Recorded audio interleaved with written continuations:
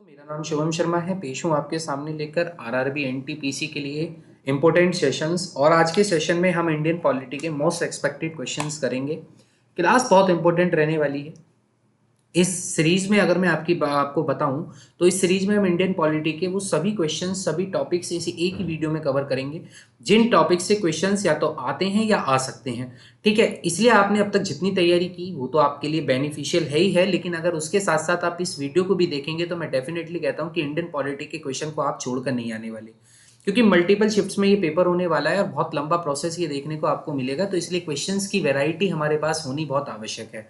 ठीक है, तो आइए बिना किसी टाइम वेस्ट के हम वीडियो को स्टार्ट करते हैं। बस स्टार्टिंग में यही कहना चाहूंगा, वीडियो अगर आपने शुरू किया है देखना तो इसको अंतिम तक पूरा देखना। अगर आपने बीच में कहीं भी फ्लो तोड़ा ना तो वो कहीं ना कहीं आपकी कंटिन्यूटी को ब्रेक कर देगा। इसलिए वीडियो अगर स्टार्ट किया है तो लास्ट तक देखना। ठीक है, मजा आपको पूरा आने वाला है क्योंकि सीखने को आपको बहुत कुछ मिलने वाला है। तो आइए स्टार्ट करते हैं। पहला ही क्वेश्चन आपके सामने है और कंटेंट जो मिलेगा वो आपको इंग्लिश में मिलेगा, लेकिन मैं जो बताऊंगा वो हिंदी में ही बताऊंगा। ठीक है, अगर आप इसका पीडीएफ चाहते हैं, जो आप ये अपनी प्रैक्टिस के लिए पीडीएफ चाहते हैं, तो मैं इसको आपको ग्रुप पर आपको पीडीएफ दे दूंगा। उसके लिए आपको क्या करना होगा, डिस्क्रिप्शन बॉक्स में लिंक मिलेगा आपको मेरे एप्लीकेशन एम्बिशन एकेडमी हापुड़ का। आप उसको डाउनलोड करेंगे एप्लीकेशन को और देन वहां पर आपको इसकी पीडीएफ मिल जाएगी फ्री स्टडी मटेरियल में जाकर। ठीक है, अगर आप इसकी पीडीएफ चाहते हैं तो आइए अब हम स्टार्ट करते हैं। पहला क्वेश्चन आपके सामने है और हाई कोर्ट का ही क्वेश्चन है। यहाँ कहा गया है कि the chief justice and the other जजेस of the high court are appointed by whom. हमसे कहा गया है कि जो चीफ जस्टिस या अदर जजेस होते हैं हाई कोर्ट के, वो किन के द्वारा अपॉइंट होकर आते हैं। तो देखिए, इसका जो सही आंसर होगा वो द प्रेसिडेंट होंगे। ठीक है, जो प्रेसिडेंट होते हैं उनके द्वारा ही अपॉइंटमेंट होता है किसका, चीफ जस्टिस या फिर अदर जजेस ऑफ प्रेसिडेंट हाई कोर्ट का। अब इसमें अपॉइंटमेंट कैसे होता है वो मैं आपको बता देता हूं। जब हम chief justice of high court की बात करेंगे तो इनके अपॉइंटमेंट में प्रेसिडेंट होते हैं, ठीक है, प्लस गवर्नर, जिस स्टेट के हाई कोर्ट की बात हो रही है उस स्टेट का गवर्नर यहां पर होगा, और उसके साथ साथ चीफ जस्टिस ऑफ इंडिया। ठीक है, ये तीनों मिलकर यहां पर क्या करते हैं, यहां पर तीनों मिलकर अपॉइंट करते हैं हाई कोर्ट के चीफ जस्टिस को। ठीक है, उसके बाद जो अदर जजेस होते हैं, जो अदर जजेस होते हैं इसी हाई कोर्ट के, उनका जो अपॉइंटमेंट होता है उसमें ये तीनों तो सेम रहते हैं। ये तीनों तो यहां पर भी आपके रहेंगे, कौन, प्रेसिडेंट रहेंगे, गवर्नर रहेंगे और CJI chief justice of India.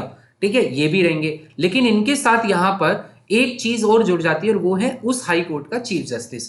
तो जब अदर जजेस का अपॉइंटमेंट होता है, जब चार लोग मिलकर रिकमेंड करते हैं, और जब केवल चीफ जस्टिस का अपॉइंटमेंट होता है तो तब आपका प्रेसिडेंट, गवर्नर उस स्टेट का और चीफ जस्टिस ऑफ इंडिया, ये तीनों मिलकर उस समय किसको अपॉइंट करते हैं, चीफ जस्टिस को अपॉइंट करते हैं। ठीक है, तो इसका जो सही आंसर होगा वो प्रेसिडेंट होगा। अगला क्वेश्चन हमारे सामने है, who was the chairman of the drafting committee of the constituent assembly. जो ये ड्राफ्टिंग कमेटी बनाई गई थी इसका चेयरमैन कौन था। ठीक है, ड्राफ्टिंग कमेटी का चेयरमैन कौन था। तो आप सभी जानते हैं कि ड्राफ्टिंग कमेटी क्यों बनाई गई थी, क्योंकि ड्राफ्टिंग कमेटी का काम क्या था भाई, ड्राफ्टिंग कमेटी का काम था कि वो कॉन्स्टिट्यूशन बनाएगी भारत के लिए। ठीक है, अब इसका जो गठन किया जाता है, पहली बात तो वही मैं आपको बता देता हूं कि ड्राफ्टिंग कमेटी बनती कब है। तो बहुत इंपॉर्टेंट डेट है, याद रखेंगे कि 29 अगस्त 1947। ठीक है, 29 अगस्त 1947 में ड्राफ्टिंग कमेटी को बनाया जाता है। ये ड्राफ्टिंग कमेटी का काम था कि ये कॉन्स्टिट्यूशन को प्रिपेयर करेगी, और इसके जो चेयरपर्सन बनाए जाते हैं इस ड्राफ्टिंग कमेटी के, वो बी.आर. अम्बेडकर जी बनाए जाते हैं। ठीक है, बी.आर. अम्बेडकर की जी के साथ और भी मेंबर्स यहां पर थे, तो मैं आपको वो पूरी लिस्ट बता देता हूं। ठीक है, जिससे आपको आगे अगर ड्राफ्टिंग कमेटी का कोई भी क्वेश्चन आए तो आप बहुत आराम से उस क्वेश्चन को टैकल कर लेंगे। देखो, यहां पर जो मैं आपको ये नंबर बताऊंगा, पहली बात तो कितने मेंबर्स थे इस ड्राफ्टिंग कमेटी में, तो 7 मेंबर थे इस ड्राफ्टिंग कमेटी में। सबसे टॉप पर कौन है, बी.आर. अम्बेडकर जी, जिन्हें इस कमेटी का क्या बनाया गया है, चेयरपर्सन बनाया गया है, चेयरमैन बनाया गया है। ठीक है, दूसरे नंबर पर आपके आते हैं एन गोपाल स्वामी अयंगर। कौन आते हैं, एन गोपाल स्वामी अयंगर। तीसरे पर्सन यहां पर होते हैं अल्लादी कृष्णा स्वामी। कौन थे, अल्लादी कृष्णा स्वामी अय्यर, ये तीसरे पर्सन थे। चौथे पर्सन यहां पर आते हैं डॉक्टर के एम मुंशी जी। ठीक है, डॉक्टर के एम मुंशी जी। चौथे पर्सन, पांचवें पर्सन यहां पर आते हैं सैयद मोहम्मद सदउल्ला। ठीक है, सदाउल्ला, मोहम्मद सदाउल्ला जी। और पांचवें पर्सन जो आते हैं, छठे पर्सन जो आते हैं वो आते हैं एन माधव राव। कौन आते हैं, एन माधव राव। अभी इनसे रिलेटेड मैं आपको एक फैक्ट और बताऊंगा। एन माधव राव आते हैं, और सातवें हमारे आते हैं टीटी कौन, कृष्णमचारी, टीटी कृष्णमचारी। अब ये जो लास्ट के 2% मैंने आपको बताए थे, पहले ये नहीं थे इस कमेटी में, ये दोनों पहले नहीं थे इस कमेटी में। इनकी जगह कौन थे, तो मैन माधव राव जी की जगह जो थे वो थे बीएल कौन, मित्तर जी थे। लेकिन बीएल मित्तर जी को रिप्लेस किया जाता है और उनकी जगह किनको लाया जाता है, एन माधव राव जी को लाया जाता है। और ऐसे ही टीटी कृष्णचारी जो थे ये भी पहले इस कमेटी में नहीं थे, इनकी जगह कौन थे, तो याद रखना इनकी जगह थे डीपी खेतान। कौन थे, डीपी खेतान। तो डीपी खेतान जी की जगह किनको लाया जाता है, टीटी कृष्णमचारी जी को लाया जाता है। तो कल को सवाल ये पूछ ले कि बताओ बीएल मित्तर जी को रिप्लेस किसने किया था, तो बीएल मित्तर जी को जो रिप्लेस किया था वो एन माधव राव जी ने किया था। ठीक है, आप इसको ऐसे याद रख सकते हैं, M for Mittar, M for Madhav.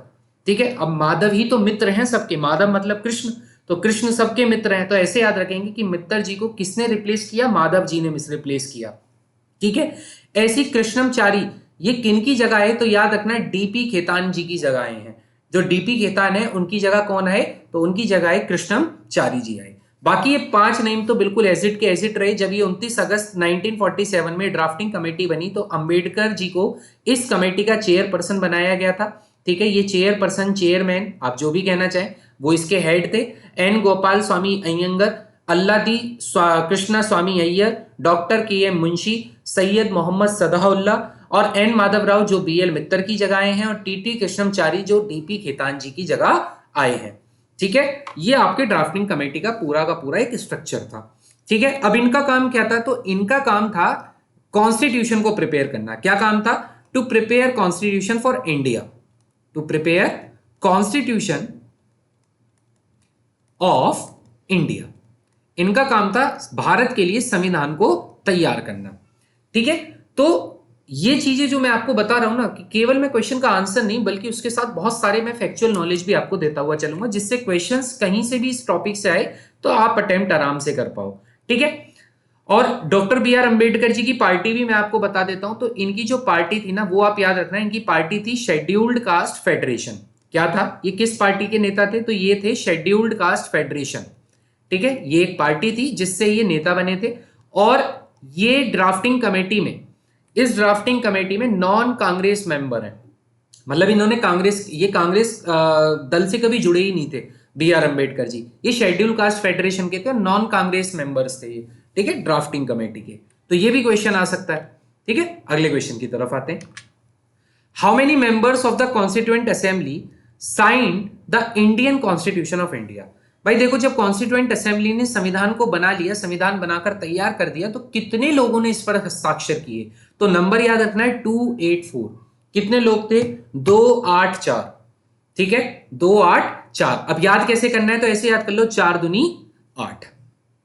ठीक है, कभी भी नंबर भूल जाओ तो याद रखना 4 दूनी 8, ऐसी है ना, बीच में जो 8 आ रहा है वो इन दोनों का मल्टीपल है। तो 284 मेंबर्स थे जिन्होंने साइन किया था कॉन्स्टिट्यूशन पर, भारत के कॉन्स्टिट्यूशन पर। अब भारत का कॉन्स्टिट्यूशन बनकर कब तैयार हुआ, तो देखो इसके लिए 2 डेट याद रखना।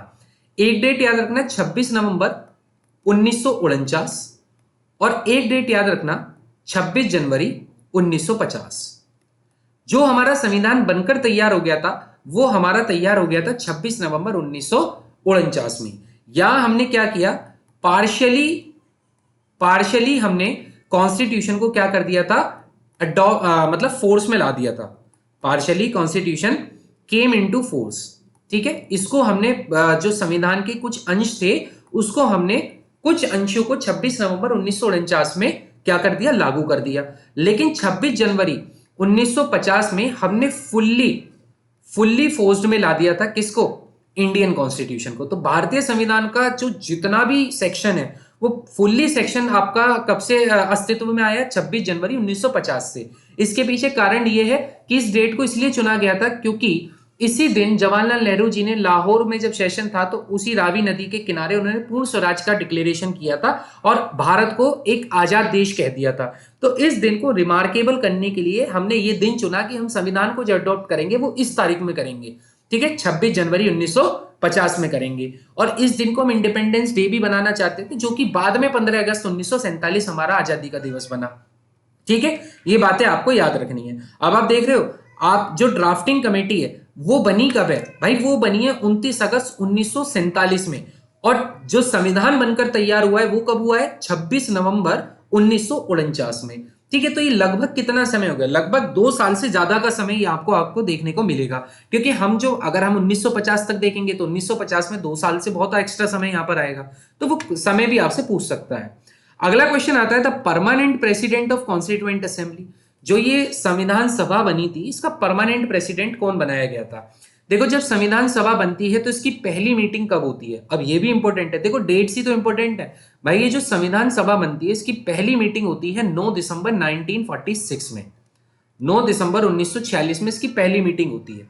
ठीक है, और इस पहली मीटिंग में इस असेंबली का परमानेंट प्रेसिडेंट कोई भी नहीं था। तो यहां पे क्या किया कि लोगों ने ये सुझाव दिया कि इस संदर्भ में जो सबसे वरिष्ठ नेता हैं, उन वरिष्ठ नेताओं को आज के सदन की अध्यक्षता करने के लिए दे दिया जाए। तो वो जो अध्यक्षता की थी पहली मीटिंग में 9 दिसंबर 1946 में, वो एज अ टेम्परेरी प्रेसिडेंट के रूप में की थी, और वो करी थी डॉक्टर सच्चिदानंद सिन्हा जी ने। किसने की थी? तो याद रखना, ये की थी डॉक्टर सच्चिदानंद सिन्हा जी ने। ठीक है, इनके द्वारा पहले सेशन का अध्यक्षता की गई, और ये टेम्परेरी प्रेसिडेंट थे। लेकिन अब असेंबली तो लंबी चलनी थी, क्योंकि इसको अपना कॉन्स्टिट्यूशन तैयार करना था, तो परमानेंट प्रेसिडेंट की तो आवश्यकता थी। तो 11 दिसंबर 1946 इस दिन संविधान सभा ने सभी के आपस में वोटिंग करवाकर, और इस दिन परमानेंट प्रेसिडेंट किसको बनाया? तो डॉक्टर राजेंद्र प्रसाद जी को बनाया। किनको बनाया? डॉक्टर राजेंद्र प्रसाद जी को 11 दिसंबर 1946 में इस कॉन्स्टिट्यूएंट असेंबली का परमानेंट प्रेसिडेंट बनाया गया। ठीक है, ये परमानेंट प्रेसिडेंट है। और आगे चलकर 24 जनवरी 1950 इस दिन ये भारत के पहले राष्ट्रपति के रूप में भी शपथ लेंगे।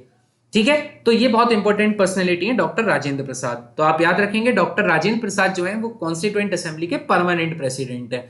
टेम्परेरी कौन है? सच्चिदानंद सिन्हा जी हैं। ठीक है, अगला क्वेश्चन आपके सामने आ गया है, who was a non Congress member. अभी मैंने आपको ये बता दिया था कि कॉन्स्टिट्यूएंट असेंबली में नॉन कांग्रेस मेंबर कौन थे? Doctor BR Ambedkar ji. कौन सी पार्टी से थे? शेड्यूल्ड कास्ट फेडरेशन से थे। ठीक है, अगला क्वेश्चन, अब देखो ड्यूरेशन आ गया। तो ड्यूरेशन कितना? इंडियन कॉन्स्टिट्यूशन को बनने में कितना समय लगा? तो लगभग 2 साल से ज्यादा समय लगा है। तो 2 साल 11 महीने 18 दिन। याद रखना, 2 साल 11 महीने 18 दिन, और इसमें वो डे इंक्लूड है जिस दिन हमने कॉन्स्टिट्यूशन को अडॉप्ट किया है। ठीक है, included that day on which Indian constitution adopted. ठीक है, जिस दिन इंडियन कॉन्स्टिट्यूशन अडॉप्ट किया गया था वो दिन भी इसमें काउंटेड है। ठीक है, तो आपको याद रखना है कि 2 साल 11 महीने 18 दिन में जाकर संविधान पूरा बनकर तैयार हुआ है। तो ये पूरा समय रहा है इंडियन कॉन्स्टिट्यूशन बनने में। ठीक है, अगला क्वेश्चन आपके सामने आता है, who gave the idea of constituent assembly for India. यहां 4 ऑप्शन दे रखे हैं, आपसे कह रहा है, देखो अगर हमसे ये पूछे कि सबसे पहले कॉन्स्टिट्यूएंट असेंबली का आइडिया किसने दिया था, तो आप नाम याद रखना, 1934 में एमएन रॉय। 1934 में एमएन रॉय जी ने सबसे पहले कहा कि भारत का एक संविधान होना चाहिए और उसके लिए एक संविधान सभा होनी चाहिए। तो 1934 में पहला आइडिया एमएन रॉय जी ने दिया, जो एक कम्युनिस्ट नेता थे। कम्युनिस्ट नेता वो होते हैं जो सरकार में बिलीव नहीं रखते। ठीक है, तो वो कम्युनिस्ट नेता थे, तो उन्होंने 1934 में पहली बार ये बोला।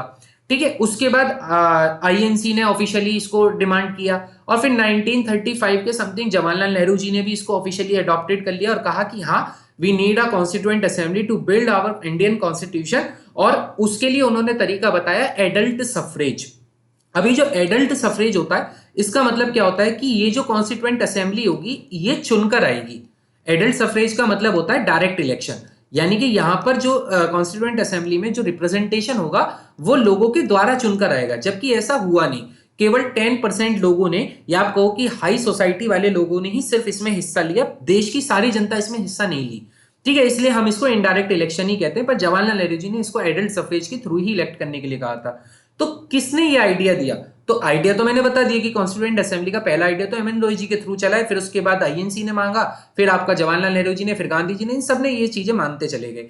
ठीक है, तो सबसे पहले जो वो था वो तो हमने बता दिया, लेकिन यहां पर जो आइडिया था कॉन्स्टिट्यूएंट असेंबली का, वो आपको याद रखना है कैबिनेट मिशन प्लान, जो कब आता है? 1946 में। इसी मिशन प्लान में ये बात कही गई थी कि अगर कॉन्स्टिट्यूशन बनाना है तो उसके लिए एक संविधान सभा आपको बनानी होगी। तो यहीं से ये वो आइडिया कैबिनेट मिशन प्लान में मिला है। ठीक है, अगला क्वेश्चन है कॉन्स्टिट्यूएंट असेंबली के लिए पहली मीटिंग कब हुई? अभी मैंने जस्ट आपको बताया 9 दिसंबर 1946 में पहली मीटिंग हुई है। ठीक है, 9 दिसंबर 1946 में पहली मीटिंग की गई है कॉन्स्टिट्यूएंट असेंबली की, जिसके टेम्परेरी प्रेसिडेंट डॉक्टर सच्चिदानंद सिन्हा जी बनाए गए। ठीक है, अगला क्वेश्चन आता है कि इनमें से किन के द्वारा ऑब्जेक्टिव रेजोल्यूशन लाया गया? देखो ये जो ऑब्जेक्टिव रेजोल्यूशन है, ये जो ऑब्जेक्टिव रेजोल्यूशन है, इसके बारे में दो फैक्ट याद रखो। पहला कि ऑब्जेक्टिव रेजोल्यूशन आया कब, दूसरा अडॉप्ट कब किया गया। तो ये जो आया था, आने की तारीख थी 13 दिसंबर 1946। 13 दिसंबर 1946 कॉन्स्टिट्यूएंट असेंबली के सेशन में ही इसको जवाहरलाल नेहरू जी लेकर आते हैं। किनके द्वारा आता है? पंडित जवाहरलाल नेहरू जी के द्वारा यहां पर 13 दिसंबर 1946 में ऑब्जेक्टिव रेजोल्यूशन आता है, जिसको 22 जनवरी 1947 में अडॉप्टेड कर लिया जाता है एज अ प्रीएम्बल। यही आपके संविधान का या हमारे संविधान का क्या बना? प्रीएम्बल बना। प्रीएम्बल इसका मतलब इसको क्या कहते हैं? प्रस्तावना। संविधान की प्रस्तावना के रूप में इसको अडॉप्टेड कर लिया गया। और ये जो ऑब्जेक्टिव रेजोल्यूशन है, ये जो प्रीएम्बल का कॉन्सेप्ट है, ये हमने अमेरिका से बोरो किया हुआ है। ठीक है, हमने अपने संविधान में इसको प्रीएम्बल के रूप में रखा, क्योंकि जब भी आप किसी भी चीज को पढ़ने जा रहे होते हो तो उससे पहले आपको एक इंडेक्स जो होता है वो आपको उसके बारे में, उस किताब के बारे में पूरा एक कंप्लीट इंफॉर्मेशन देता है। तो प्रीएम्बल जो है, प्रीएम्बल बताता है कि what is constitution and why do we need constitution.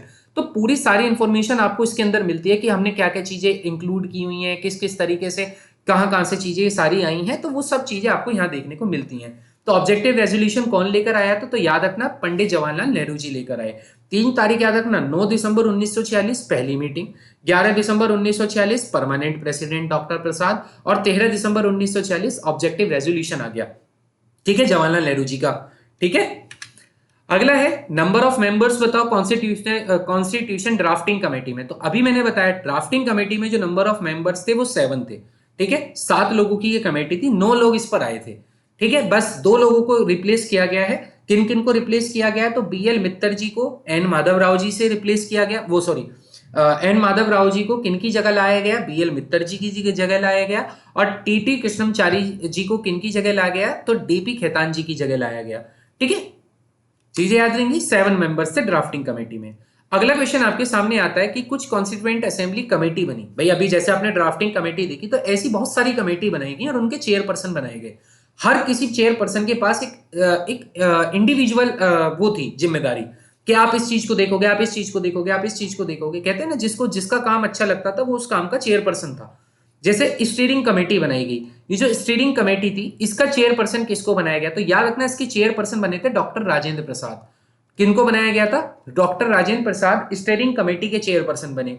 ये जो फंडामेंटल राइट्स की सब कमेटी थी, इसको किसने लीड किया? तो इसको लीड किया था जेबी कृपलानी जी ने। किसने किया? जेबी कृपलानी जी ने। यूनियन की जितनी भी कमेटियां बनी है वो सारी की सारी आपकी किसके हाथ में रही? डॉक्टर जवाहरलाल नेहरू जी के हाथ में। तो यूनियन की कमेटी में तो कभी भी कंफ्यूज नहीं होना। ठीक है, यूनियन की सारी जवाहरलाल नेहरू जी के पास थी। और भाई ये जो इंपॉर्टेंट कमेटी है ना, प्रोविंशियल कॉन्स्टिट्यूशन कमेटी, यही वो इंपॉर्टेंट कमेटी है जिसने 552 रियासतें हमारे भारत में मिलाई थी। और इसकी लीड किसने की थी? तो हमारे देश के आयरन मैन कहे जाने वाले डॉक्टर सरदार वल्लभ भाई पटेल जी के द्वारा ये हुई थी। ठीक है, तो ऑप्शन क्या होगा? 2 3 4 1, यानी कि option number A is the right answer. तो आप मुझे बताओ, क्या इतने क्वेश्चंस में आपको चीजें समझ आई? आपको पैटर्न समझ आया? आपको चीजें ये देखने को मिल रही है कि केवल क्वेश्चंस नहीं, उसके साथ जितनी इंपॉर्टेंट इंफॉर्मेशन है वो भी मैं आपको देता जा रहा हूं। और पीडीएफ जरूर लेना। पीडीएफ का फायदा क्या होगा? पीडीएफ का फायदा होगा जब आप ये सारी चीजें पढ़ लोगे, उसके बाद आप उस पीडीएफ को खुद से अटेम्प्ट करना। आपको उसमें सही आंसर नहीं मिलेंगे, आपको आंसर ही नहीं मिलेंगे, वो जस्ट एक पीडीएफ मिलेगी। आप अपने हिसाब से उसमें आंसर्स को मार्क करना। और फिर उसके बाद अगर कोई किसी भी आंसर में ऊपर नीचे लगे तो भाई आप यूट्यूब पे अगर उसका सही आंसर देख लेना। ठीक है, तो आई चीजें समझ। चलो अगले क्वेश्चन की तरफ चलते हैं। अब इस क्वेश्चन को देखो, इसमें कहा गया है इन the constitution of India the term federal appears इन। देखो, फेडरल की अगर मैं बात करूं, पहली बात तो ये शब्द आया कहां से है? तो इस फेडरल शब्द की जो चर्चा है ना, वो यूएसए के एक संविधान में है, यूएसए के कॉन्स्टिट्यूशन में है। और उसके लिए हमें यूएस के कॉन्स्टिट्यूशन में थोड़ी चीजें समझनी होगी। यूएसए का संविधान बना कैसे होगा? तो यूएसए बनने से पहले उसके कुछ अलग अलग स्टेट्स हुआ करते थे। ठीक है, अब क्या हुआ, वो स्टेट्स जैसी आजाद हुए तो भाई उन्हें भी डर था कि यूरोप में कोई फिर अदर कोई पावरफुल कंट्री आएगी और फिर दोबारा से हमारे ऊपर डोमिनेंस हो जाएगा। तो इन सब ने, सारों ने एक साथ मिलकर एक समझौता किया और उस समझौते के तहत क्या बनाया? यूएसए का गठन किया। और इसका कॉन्स्टिट्यूशन तैयार किया, और 7 पेजेस का एक कॉन्स्टिट्यूशन है, केवल 400 वर्ड्स का, ठीक है, आई थिंक 4000 वर्ड्स का, सॉरी, 7 पेजेस का ये कॉन्स्टिट्यूशन है, अराउंड 4000 वर्ड्स इसमें देखने को मिलेंगे, ज्यादा बड़ा कॉन्स्टिट्यूशन भी नहीं है, ठीक है। तो यहां चर्चा मिली फेडरल शब्द की। अब ये फेडरल शब्द क्या होता है? फेडरल, जहां भी आपको ये फेडरलिज्म देखने को मिलता है तो यहां का मतलब क्या होता है कि गवर्नमेंट के मल्टी फंक्शंस यहां पर बताए जाते हैं, या आप ये भी कह सकते हो कि सेपरेशन ऑफ पावर होता है गवर्नमेंट और स्टेट्स के बीच में, ठीक है, या सेपरेशन ऑफ पावर देखने को मिलता है। तो ये जो गवर्नमेंट के मल्टी फंक्शंस थे, जहां पर ये आपको देखने को मिलते हैं, वहां आप इसको फेडरलिज्म कह सकते हो। लेकिन प्योर फेडरलिज्म के लिए अगर आप देखोगे तो यूएसए है, लेकिन भारत प्योर फेडरलिज्म नहीं है, क्योंकि भारत ने फेडरल पूरा का पूरा नहीं अपनाया, क्योंकि फेडरलिज्म में डुअल सिटीजनशिप भी आती है, जबकि भाई हम डुअल सिटीजनशिप नहीं देते, हमारे यहाँ दोहरी नागरिकता थोड़ी है, हमारे यहाँ तो एकल नागरिकता है, यानी कि हम तो ये कहते हैं या तो हमारे देश की नागरिकता लो या किसी और देश की ले लो, लेकिन एक साथ पर दो नागरिकता आप नहीं ले सकते, ठीक है, जबकि ये फेडरलिज्म में है, ये इंक्लूड है कि डुअल सिटीजनशिप फेडरलिज्म का हिस्सा है, लेकिन हमारे यहाँ ऐसा नहीं है। तो इसलिए हम ये नहीं कहते कि हाँ हम पूरी तरीके से फेडरल कंट्री हैं, नहीं, हमें क्या कहा जाता है, हमें क्वासी फेडरल कहा जाता है, ठीक है, हमें क्वासी फेडरल यानी कि हमने पार्शियली फेडरलिज्म को अडॉप्ट किया हुआ है, या हमें यूनिटरी, ठीक है, यूनिटरी फेडरल कहा जाता है, कि यानी कि फेडरल के कुछ जो इंपॉर्टेंट फंक्शंस है वो हमारे पास है, सारा नहीं होकर कुछ फंक्शंस हमारे पास हैं, लेकिन हम जो हैं we are the united of states. हम क्या है, हम सॉरी यूनाइटेड कह रहा हूं, हम हैं यूनियन ऑफ स्टेट्स। क्या है? Union of states. हमें जो टर्म दिया गया है वो यूनियन ऑफ स्टेट्स दिया गया है, ठीक है, हमें क्या शब्द दिया गया है? यूनियन ऑफ स्टेट्स, जबकि इन्हें क्या शब्द दिया गया यूएसए वालों को? Federal of states. तो इन दोनों में अंतर क्या है? इन दोनों में ये अंतर है कि जिस दिन ये स्टेट्स चाहें उस दिन ये अपने आप को यूएसए से अलग कर सकते हैं, ठीक है। दूसरी बात क्या है, इनका खुद का अपना अपना कॉन्स्टिट्यूशन है, जबकि भारत में ऐसा नहीं है। भाई भारत में जितने राज्य हैं क्या सबका अलग अलग संविधान है? नहीं, संविधान तो सब पूरे देश के लिए ही एक है। तो हमारे जो स्टेट्स हैं, हमारे स्टेट्स में जो मोर पावरफुल है वो यूनियन है, केंद्र की सरकार हमारी ज्यादा पावरफुल है रादर देन स्टेट की गवर्नमेंट से। तो यह यूनियन को पावरफुल बनाया गया क्योंकि हमारे यहाँ जिस चीज की आवश्यकता है उस हिसाब से हमने अपने कॉन्स्टिट्यूशन में वो चीजें अडॉप्टेड की हैं। भाई अमेरिका में उसकी आवश्यकता नहीं लगी होगी पर हमारे में आवश्यकता थी, ठीक है। भाई हमने लॉयल्टी के लिए, लॉयल्टी को बचाए रखने के लिए सिंगल सिटीजनशिप रखी, हमने डुअल सिटीजनशिप नहीं दी। भाई लॉयल भी तो होना चाहिए। अब लॉयलिटी को बचाने के लिए, क्योंकि ऐसे कुछ केस थे कि भाई इधर उधर की चीजें होती थी, ठीक है, तो इस तरीके से हमने सिंगल सिटीजनशिप को ही अडॉप्टेड किया। जबकि पाकिस्तान डुअल सिटीजनशिप अडॉप्ट करता है, तभी आपने देखा होगा जब हम उन लोगों पर बढ़िया करके कुछ प्रहार करते हैं और मतलब कुल मिला के उनकी एसएससी कर देते हैं, तो आपने देखा होगा कि वो लोग तुरंत कभी यूके भाग जाता है, कभी जनरल को यूके भाग जाएगा, कभी ऑस्ट्रेलिया भाग जाएगा, इस जगह ऐसी जगह चले जाएंगे। तो इसका मतलब क्या है? इसका मतलब ये कि उनके पास डुअल सिटीजनशिप है, वो पाकिस्तान में रहकर ऑस्ट्रेलिया या ब्रिटेन इन सब की नागरिकता भी ले सकते हैं, और जैसे ही वहां पहुंचते हैं तो वहां पर भी उनकी नागरिकता पाकिस्तान की बची रहती है। पर इंडिया में ऐसा नहीं है। इंडिया में भाई अगर आप इंडिया में हो तो इंडियन सिटीजन रहोगे, बाहर जाते हो तो अगर आपने वहां की नागरिकता ले ली तो फिर आपको भारत की नागरिकता छोड़नी पड़ेगी, आप एक टाइम पे दो नागरिकता नहीं ले सकते। ये तो मैंने आपको पूरा फेडरल बताया। अब क्वेश्चन है कि कॉन्स्टिट्यूशन ऑफ इंडिया में फेडरल शब्द कहां देखने को मिलता है? तो मेरे भाई ये फेडरल शब्द कहीं भी देखने को नहीं मिलता। हमारे कॉन्स्टिट्यूशन में जो शब्द है वो यूनियन ऑफ स्टेट्स है, जिसकी चर्चा आर्टिकल 1 में की गई है। आर्टिकल 1 में बताया गया है कि जितने भी स्टेट्स भारत का हिस्सा होंगे उन सबका शेड्यूल 1 में आना अनिवार्य है। अगर कोई भी भारत का हिस्सा है और वो शेड्यूल 1 में नहीं है तो वो भारत का हिस्सा ही नहीं है।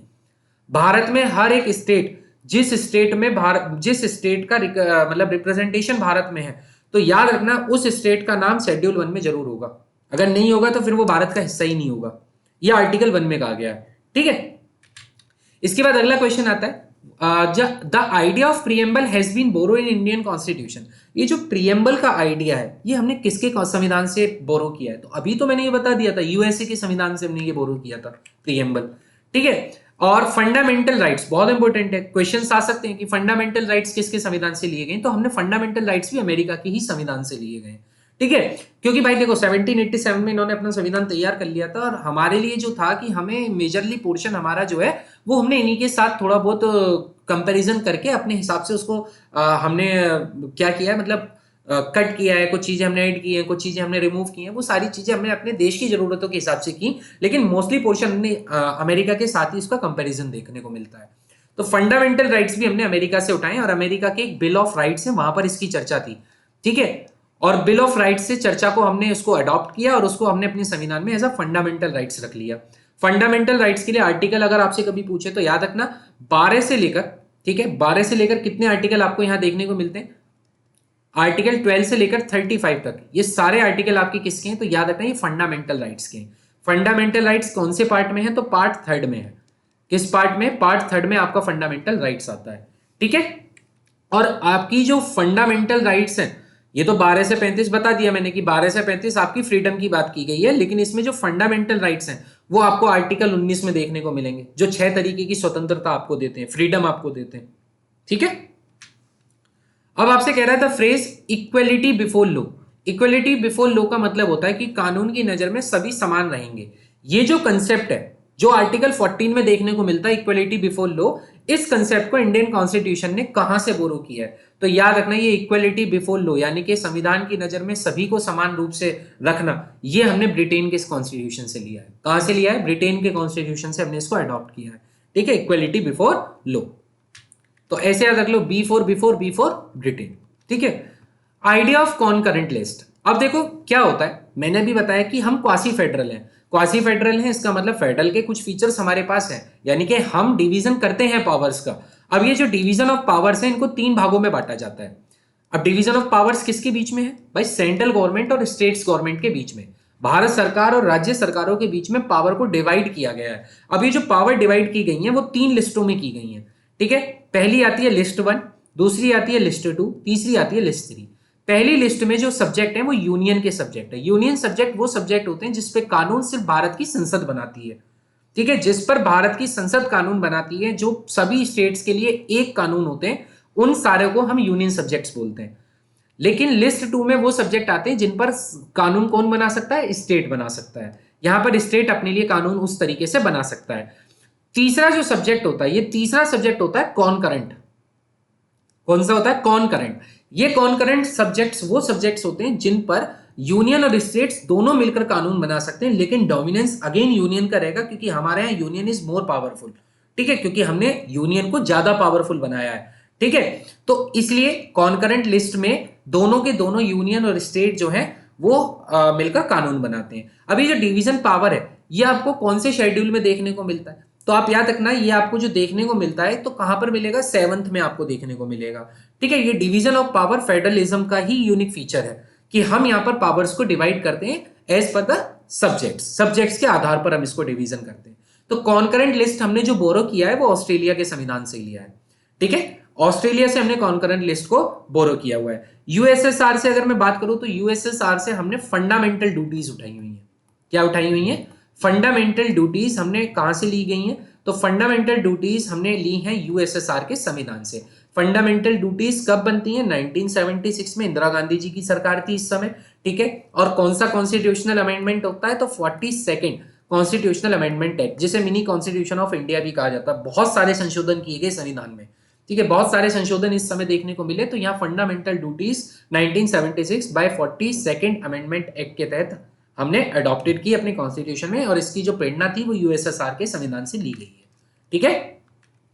अगला है डीपीएसपी, ये जो directive principle of state policy होती है, इसका सिद्धांत हमने कहां से बोरो किया है, तो याद रखना इसका सिद्धांत हमने आयरलैंड से बोरो किया हुआ है। कहां से किया हुआ है, आयरलैंड से। अब ये जो डीपीएसपी होते हैं, ठीक है, ये जो डीपीएसपी होते हैं और ये जो फंडामेंटल राइट्स होते हैं, देखो इन दोनों के बीच में आप एक बेसिक सी डिफरेंस लाइन याद रखना। ये जो फंडामेंटल राइट्स होते हैं ये बाइंड करते हैं स्टेट गवर्नमेंट को या किसी भी यूनियन गवर्नमेंट को कि वो कोई भी ऐसा कानून नहीं बना सकती जो कानून हमारे फंडामेंटल राइट्स को खत्म करने की कोशिश करे, ठीक है। यानी कि फंडामेंटल राइट्स का जो नेचर है वो गवर्नमेंट के लिए तो नेगेटिव है, क्योंकि वो गवर्नमेंट को काम करने से रोकता है। भाई गवर्नमेंट के लिए तो इसका नेचर कैसा है, नेगेटिव है, लेकिन जो सिटीजन है, जो भारत का नागरिक है, उसके लिए पॉजिटिव है। भाई आप देखो ना, आप जब किसी भी चीज का खुलकर विरोध करते हो तो अगर सरकार आपको जबरदस्ती जेल में बंद कर दे कि इसने हमारी आलोचना कर दी, इसे जेल में डालो, तो you have the right according to article 32 and 226, ठीक है। दोनों आर्टिकल के आधार पर आपके पास ये फ्रीडम है कि आप सुप्रीम कोर्ट या हाई कोर्ट में ये याचिका लगा सकते हो कि आपका संविधानिक, आपको कॉन्स्टिट्यूशन से ये फंडामेंटल राइट्स मिला था, you have the right of freedom of speech, ठीक है, जो कि आर्टिकल 19 में है। तो उसके बावजूद आपको किस तरीके से ये डिटेन किया गया। तो कहने का मतलब क्या है कि गवर्नमेंट नहीं कर सकती ऐसा। क्यों नहीं कर सकती? क्योंकि फंडामेंटल राइट्स हमारे ऐसे राइट्स हैं जिसमें किसी भी प्रकार का कोई चेंज ही नहीं किया जा सकता। और इसका जो गार्जियन होता है, याद रखना, फंडामेंटल राइट्स का जो गार्जियन होता है वो हमारी सुप्रीम कोर्ट ही होती है। ठीक है, तो अगर सरकार कोई ऐसा कानून बनाना भी चाहे जो फंडामेंटल राइट्स में किसी भी तरह का संशोधन करता है, तो सुप्रीम कोर्ट वहां पर उस कानून को शून्य कर सकती है। और यह पावर बताई जाती है आर्टिकल 13 में।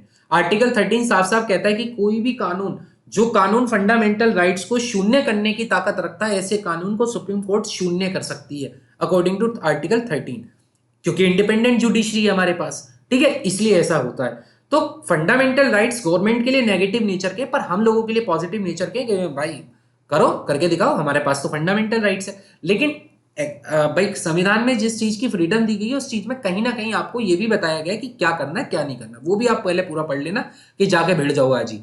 ठीक है, डीपीएसपी की बात करूं, directive principle of state policy की बात करूं, तो ये गवर्नमेंट के लिए पॉजिटिव है। यहां गवर्नमेंट अपने हिसाब से फैसला ले सकती है और इसमें क्या बोलते हैं कि कोर्ट भी आपका कोई इंटरप्रेट नहीं करती कि आपको ये काम करना ही करना है। भाई किसी सिटीजन ने लगाया डीपीएसपी के अगेंस्ट की जो हमारी सरकार है वो ये काम नहीं कर रही, तो यहां पर कोर्ट आदेश नहीं देगी। यहां पर कोर्ट सुझाव तो शायद दे भी दे कि भाई आप एक बार सोच लो, लेकिन आदेश नहीं दे सकती कि बनाओ बनाओ इसके ऊपर कानून। नहीं, यहां पर गवर्नमेंट की लिबर्टी होती है, गवर्नमेंट अपने हिसाब से इसके आधार पर फैसला लेती है। जैसे डीपीएसपी में यूनिफॉर्म सिविल कोड है, तो यूनिफॉर्म सिविल कोड सभी स्टेटों में क्यों नहीं लगता? इसलिए तो नहीं लगता। ठीक है, क्योंकि वहां की स्टेट गवर्नमेंट के पास ये लिबर्टी है कि वो अपने हिसाब से इसका फैसला डिसाइड करे कि उसको जरूरत है या नहीं। ठीक है, और यहां पर जो सिटीजन्स होते हैं भाई उनके लिए नेगेटिव होता है। अब सपोज करो किसी को नहीं चाहिए यूनिफॉर्म सिविल कोड, तो क्या वो मना कर देगा? क्या वो कोर्ट चला जाएगा? कुछ नहीं होने का, क्योंकि यहां गवर्नमेंट के पास राइट है कि वो कर सकती है। ठीक है, जब भी उसको लगता है कि मेरे राज्य में किसी भी चीज की जो ज्यादा जरूरत है, मैं उसके आधार पर ये चीजें कर सकती हूं। भाई आर्टिकल नंबर 16 याद रखना, आर्टिकल नंबर जो 16 है वो हमसे ये कहता है कि we have the rights for the equal opportunity in any public services. कोई भी पब्लिक सर्विस यानी कि गवर्नमेंट सर्विसेज पे हर किसी के पास इक्वल राइट्स है। लेकिन डीपीएसपी में वही कहा गया है कि अगर कोई भी आपको ऐसा लगता है जो माइनॉरिटी में है, जिसके पास वो सेवाएं नहीं पहुंच पा रही हैं, तो आप उनके लिए कुछ क्या कर सकते हो? रिलैक्सेशन कर सकते हो। तो वो रिजर्वेशन के टर्म में हमें देखने को मिलता है। ठीक है, स्टेट नहीं होते, कुछ स्टेट्स होते हैं जो कुछ वैकेंसी को सिर्फ उसके लिए रिजर्व रख देते हैं अपने पर्टिकुलर स्टेट्स के लिए। तो ये काम डीपीएसपी के थ्रू कर पाते हैं वो। ठीक है, तो कई बार ये फैसले उठे हैं कि DPSP is more powerful than fundamental rights और fundamental rights is more powerful than DPSP. ठीक है, तो ये चीजें आपको याद रखनी है। डीपीएसपी आपने कहां से बोरो किया है? आयरलैंड से बोरो किया है। अगला क्वेश्चन आता है the federal system of India. भाई अभी तो मैंने बताया फेडरल सिस्टम किसके साथ हमने कंपैरिजन किया होगा? ऑब्वियस सी बात है, अमेरिका के साथ है, यूएसए के साथ है। ठीक है, अगला क्वेश्चन, इंडियन कॉन्स्टिट्यूशन कैसा नेचर का है? क्या वो रिजिड है? रिजिड का मतलब क्या उसमें कोई बदलाव नहीं हो सकता? आप कहोगे नहीं जी, बदलाव तो हम कर सकते हैं संविधान में और उसके लिए संविधान में संशोधन किए जाते हैं, तो रिजिड तो नहीं है। क्या वो केवल फ्लेक्सिबल है? क्या उसमें सारे के सारे बदलाव कर सकते हो? नहीं, फंडामेंटल राइट्स में तो आप नहीं कर सकते बदलाव, तो इसका मतलब फ्लेक्सिबल भी नहीं है। तो इसका मतलब जो हमारे देश का संविधान है वो कुछ रिजिड है, कुछ फ्लेक्सिबल है। हम कुछ चीजों को चेंज कर सकते हैं अकॉर्डिंग टू अमेंडमेंट एक्ट, और कुछ चीजों को हम नहीं बदल सकते क्योंकि भाई वो रिजिड है, वो बदल ही नहीं सकते। ठीक है, तो इसलिए आपको वो चीजें याद रखनी है कि हमारे देश का संविधान पार्शियली रिजिड है और पार्शियली फ्लेक्सिबल है। अगला क्वेश्चन आता है कि यूनिफॉर्म सिविल कोड किस आर्टिकल में है? तो आपको याद रखना है आर्टिकल नंबर 44। आर्टिकल नंबर 44 किसकी चर्चा करता है? यूनिफॉर्म सिविल कोड की चर्चा करता है, यूसीसी की चर्चा करता है। अभी हाल ही में ये यूसीसी कहां पे लगा है? उत्तराखंड में लगा है। ठीक है, उत्तराखंड एक स्टेट में लगा है, और यूसीसी उससे पहले कहां लग चुका था? तो सबसे पहले गोवा में लग चुका था। ठीक है, गोवा में सबसे पहले यूनिफॉर्म सिविल कोड आ गया था। जब भी यूनिफॉर्म सिविल कोड कहीं भी लागू किया जाता है तो उस पर्टिकुलर रीजन में जितने भी कानून चल रहे होते हैं वो सारे कानून खत्म हो जाते हैं और सिर्फ एक ही कानून चलता है अकॉर्डिंग टू कॉन्स्टिट्यूशन। ठीक है, यहां पर बाकी जितने भी एक्स्ट्रा कानून है, जैसे आप देखो भाई हिंदू मैरिज एक्ट हो गया, या इस्लामिक एक्ट्स हो गए, शारदा एक्ट हो गए, या फिर किसी का अपना पर्टिकुलर किसी रीजन के एक्ट्स हो गए, तो उन सारे एक्ट्स को या उन सारे कानूनों को शून्य कर सिर्फ एक कानून को वहां पर वो कर दिया जाता है, प्रभावी कर दिया जाता है। ये यूनिफॉर्म सिविल कोड होता है। ठीक है, और ये डीपीएसपी में है, directive principle of state policy में है। तो चार क्रम तो आप यहां पर सीधे सीधे याद रखो। पहला क्रम याद रखो, जब आप आर्टिकल 1 से आर्टिकल 4 तक की बात करोगे तो ये जो आर्टिकल है ये आर्टिकल चर्चा करते हैं यूनियन एंड इट्स टेरिटरी, यानी कि भारत क्या होगा और भारत की टेरिटरी क्या होगी, इसकी चर्चा आर्टिकल 1 से लेकर 4 तक के बीच में है। फिर आर्टिकल 5 से लेकर आर्टिकल 11 तक इसमें यह बताया गया है कि भारत का नागरिक कौन होगा और कौन नहीं होगा। भाई जाहिर सी बात है, जब आप भारत और उसके क्षेत्र की बात कर रहे हो तो आप उसमें नागरिकता की भी तो बात करोगे। और तीसरे में आपका आर्टिकल आता है 12 से 35 तक, और इन आर्टिकल में फंडामेंटल राइट्स की चर्चा है कि हमारे मौलिक अधिकार क्या क्या होंगे। और आर्टिकल जो फोर्थ है, यानी कि जो चौथा है, जिसमें आप आर्टिकल 36 से लेकर 51 तक की बात करते हो, ये आपके होते हैं डीपीएसपी। और जिस क्रम में मैंने लिखे उसी क्रम में ये पार्ट है, यानी कि ये पार्ट 1 है, ठीक है, ये पार्ट 2 है, ये पार्ट 3 है, और ये पार्ट आपका 4 है।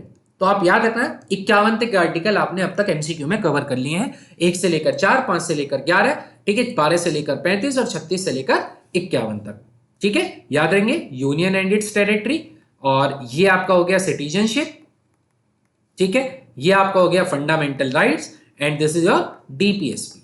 क्या है? डीपीएसपी, ठीक है। अगला क्वेश्चन देखिए, अगला क्वेश्चन हमसे कह रहा है which article of the constitution of Indian deals with the right to constitutional remedies. ये जो राइट टू कॉन्स्टिट्यूशनल रेमेडीज है, ये आर्टिकल कौन सा है? तो बिल्कुल ये आर्टिकल 32 है। अब इस आर्टिकल में क्या चर्चा है? तो इस आर्टिकल में पहली बात तो इसको बी आर अंबेडकर जी ने हार्ट एंड सोल बताया है, ठीक है। संविधान का दिल और संविधान की आत्मा अंबेडकर जी के द्वारा किस आर्टिकल को बताया गया है? तो याद रखना आर्टिकल नंबर 32 को अंबेडकर जी ने heart and soul of Indian constitution कहा है। लेकिन क्वेश्चन आ जाए कि बताओ गांधी जी ने किसे heart and soul of Indian constitution कहा है? तो गांधी जी ने आर्टिकल 17 को कहा है, ठीक है, अनटचेबिलिटी का जो प्रोहिबिशन करता है, अछूत के खिलाफ जो आपका आर्टिकल को इंक्लूड करता है इंडियन कॉन्स्टिट्यूशन में, उसे गांधी जी ने heart and soul of Indian constitution बताया है, और कॉन्स्टिट्यूशनल रेमेडीज को अंबेडकर जी ने बताया है, ठीक है। तो आर्टिकल 32 में क्या है? अब मैंने आपसे बताया था फंडामेंटल राइट्स का गार्जियन कौन है? Supreme court. तो आर्टिकल 32 के तहत we have the right to go supreme court. कहां पर जा सकते हैं हम? सुप्रीम कोर्ट में जा सकते हैं, ठीक है। इस सुप्रीम कोर्ट में हमारे पास क्या अधिकार है? हमारे पास है रिट्स के अधिकार। कितने तरह की रिट्स दायर की जा सकती है? 5 तरह की रिट्स दायर की जा सकती हैं। कौन कौन सी है? तो याद रखेंगे पहली रिट का नाम है हेबीज कॉर्पस। कौन सी है पहली रिट? हेबीज कॉर्पस, ठीक है। दूसरी आपकी हो जाती है मैंडेमस, तीसरी आपकी हो जाती है सर्टियोरेरी, चौथी आपकी हो जाती है प्रोहिबिशन, और फिफ्थ आपकी हो जाती है क्यू वारंटो। Quo warranto. तो ये 5 तरह की रिट्स आप सुप्रीम कोर्ट या हाई कोर्ट्स दोनों जगहों पे लगा सकते हैं। अगर ये रिट्स आप हाई कोर्ट में लगाते हैं, ठीक है, हाई कोर्ट में अगर आप ये रिट्स लगा सकते हैं, तो ये आर्टिकल 226 के तहत हमें जाना होता है। आर्टिकल 226 के तहत हमारे पास अधिकार है कि अगर फंडामेंटल राइट्स के खिलाफ हम जाना चाहते हैं हाई कोर्ट में, तो हम हाई कोर्ट में जा सकते हैं अकॉर्डिंग टू आर्टिकल 226, और वहां पर भी ये 5 तरह की रिट्स हम लगा सकते हैं। लेकिन अब इन दोनों में अंतर समझना, इन दोनों में अंतर यह है कि अगर सपोज करो आप हाई कोर्ट में इसको रिट को लगाते हो और हाई कोर्ट पे उस समय बर्डन बहुत ज्यादा है, बहुत सारे केसेस पेंडिंग में, शायद उसने लंबित कर दिया, समय ज्यादा लगा दिया, आपको लंबी डेट देगी, तो यह आपको मना करने की, टालने की कोशिश की गई, तो ठीक है, हाई कोर्ट ये काम कर सकता है, टाल सकता है, कुछ भी कर सकता है। लेकिन अगर आपने सुप्रीम कोर्ट में ये रिट लगा दी, तो सुप्रीम कोर्ट को ये रिट दायर करनी ही पड़ेगी और सुनना ही पड़ेगा, क्योंकि according to constitution supreme court ही गार्जियन है फंडामेंटल राइट्स का, तो उसको तो ये रिट सुननी ही पड़ती है, ठीक है। अगला आपका पास आर्टिकल है which part of the Indian constitution deal with centre state financial relation. Centre state के जितने भी रिलेशन है वो आपको देखने को मिलते हैं पार्ट 12 में। याद रखना ये जो पार्ट 12 है ये इंपॉर्टेंट है, क्योंकि इस पार्ट 12 में हमें किसके बारे में पता चलता है? सेंटर और स्टेट के बारे में पता चलता है, ठीक है। सेंटर और स्टेट के बारे में कहां पर पता चलता है? तो पार्ट 12 में पता चलता है, पार्ट 12, ठीक है। सेंटर और स्टेट के सारे रिलेशन यही है। अगला क्वेश्चन है which article of the Indian constitution provides for the financial provisions. अब फाइनेंशियल प्रोविजंस कहां देखना? वैसे फाइनेंशियल इमरजेंसी प्रोविजंस होना चाहिए, ठीक है, यहां हम फाइनेंशियल इमरजेंसी लगा देते हैं, फाइनेंशियल इमरजेंसी प्रोविजंस, ठीक है। देखो हमारे यहां पर 3 तरह की इमरजेंसी लगती है, और इमरजेंसी, पहली बात तो मैं आपको बताऊं इमरजेंसी के प्रोविजंस हमने कहां से अडॉप्टेड किए हैं, तो वो संविधान है जर्मनी का। जर्मनी से हमने इमरजेंसी के प्रोविजंस को अडॉप्टेड किया गया है, ठीक है। आर्टिकल 352 से लेकर 360 तक ये सारे आर्टिकल इमरजेंसी के बारे में बात करते हैं, लेकिन 3 तरह की इमरजेंसी के बारे में, जैसे आर्टिकल 352, आर्टिकल 356 और आर्टिकल 360। भाई 4-4 के गैप पे लिखे। आर्टिकल 352 नेशनल इमरजेंसी की बात करता है, आर्टिकल 356 स्टेट इमरजेंसी की बात करता है, और आर्टिकल 360 जो है वो आपकी फाइनेंशियल इमरजेंसी की बात करता है। ठीक है, अब ये जो आर्टिकल आपसे पूछा गया है वो पूछा गया फाइनेंशियल इमरजेंसी जो है कौन से आर्टिकल में आती है। तो आप मुझे जल्दी बताओ कि कौन से आर्टिकल में ये आपकी आती है। तो ये आर्टिकल कौन सा होगा, आर्टिकल नंबर 360। 360 में आपकी क्या आती है, फाइनेंशियल इमरजेंसी आती है। ठीक है, दूसरी बात क्या है, ये नेशनल इमरजेंसी कब लगती है भाई, नेशनल इमरजेंसी लगती है जब हमारा किसी दूसरे देश के साथ युद्ध चल रहा होता है, वॉर चल रहा होता है। ठीक है, तब हम इसको लगाते हैं। और स्टेट इमरजेंसी तब लगती है जब स्टेट में कॉन्स्टिट्यूशन या जो संविधान तंत्र है, संवैधानिक तंत्र है, वो पूरी तरीके से विफल हो जाता है। तब उस केस में हम इसको लगाते हैं, किसको, स्टेट इमरजेंसी को। और अगर मैं बात करूं नेशनल इमरजेंसी की, तो देखो नेशनल इमरजेंसी से इंपॉर्टेंट टॉपिक मैं आपको बता देता हूं। तो नेशनल इमरजेंसी आज तक कितनी बार लगी है, कितनी बार हमारे देश में राष्ट्रीय आपातकाल लगा है, तो याद रखना 3 बार राष्ट्रीय आपातकाल लगा है हमारे देश में। कितनी बार, 3 बार। कब कब लगा वो भी तारीख याद रखो। सबसे पहला 1962 में इंडो चाइना वॉर हुआ, ठीक है, वहां पर लगा। दूसरा 1971 में इंडो पाकिस्तान वॉर हुआ, ठीक है, कारगिल युद्ध कहा जाता है ना 1971 में, जो हमने वो बांग्लादेश बनाया था पाकिस्तान से छीनकर। ठीक है, और 1975 में क्या हुआ, 1975 में इंदिरा गांधी जी ने इमरजेंसी डिक्लेयर कर दी। 2 बार तो युद्ध की वजह से लगी, वॉर की वजह से लगी, क्योंकि यहां पर चाइना और किसके बीच में युद्ध चला था, 1971 में पाकिस्तान के बीच में। लेकिन जो ये 1975 की इमरजेंसी है ना, ये बहुत अलग इमरजेंसी है, क्योंकि ये पहली बार था कि जब इमरजेंसी इंटरनल डिस्टर्बेंस के आधार पर लगा दी गई। इंटरनल डिस्टर्बेंस मतलब कोई युद्ध ही नहीं था, सिर्फ देश के अंदर डिस्टर्बेंस ज्यादा हो गया था, इसलिए इमरजेंसी यहां पे लगा दिया गया।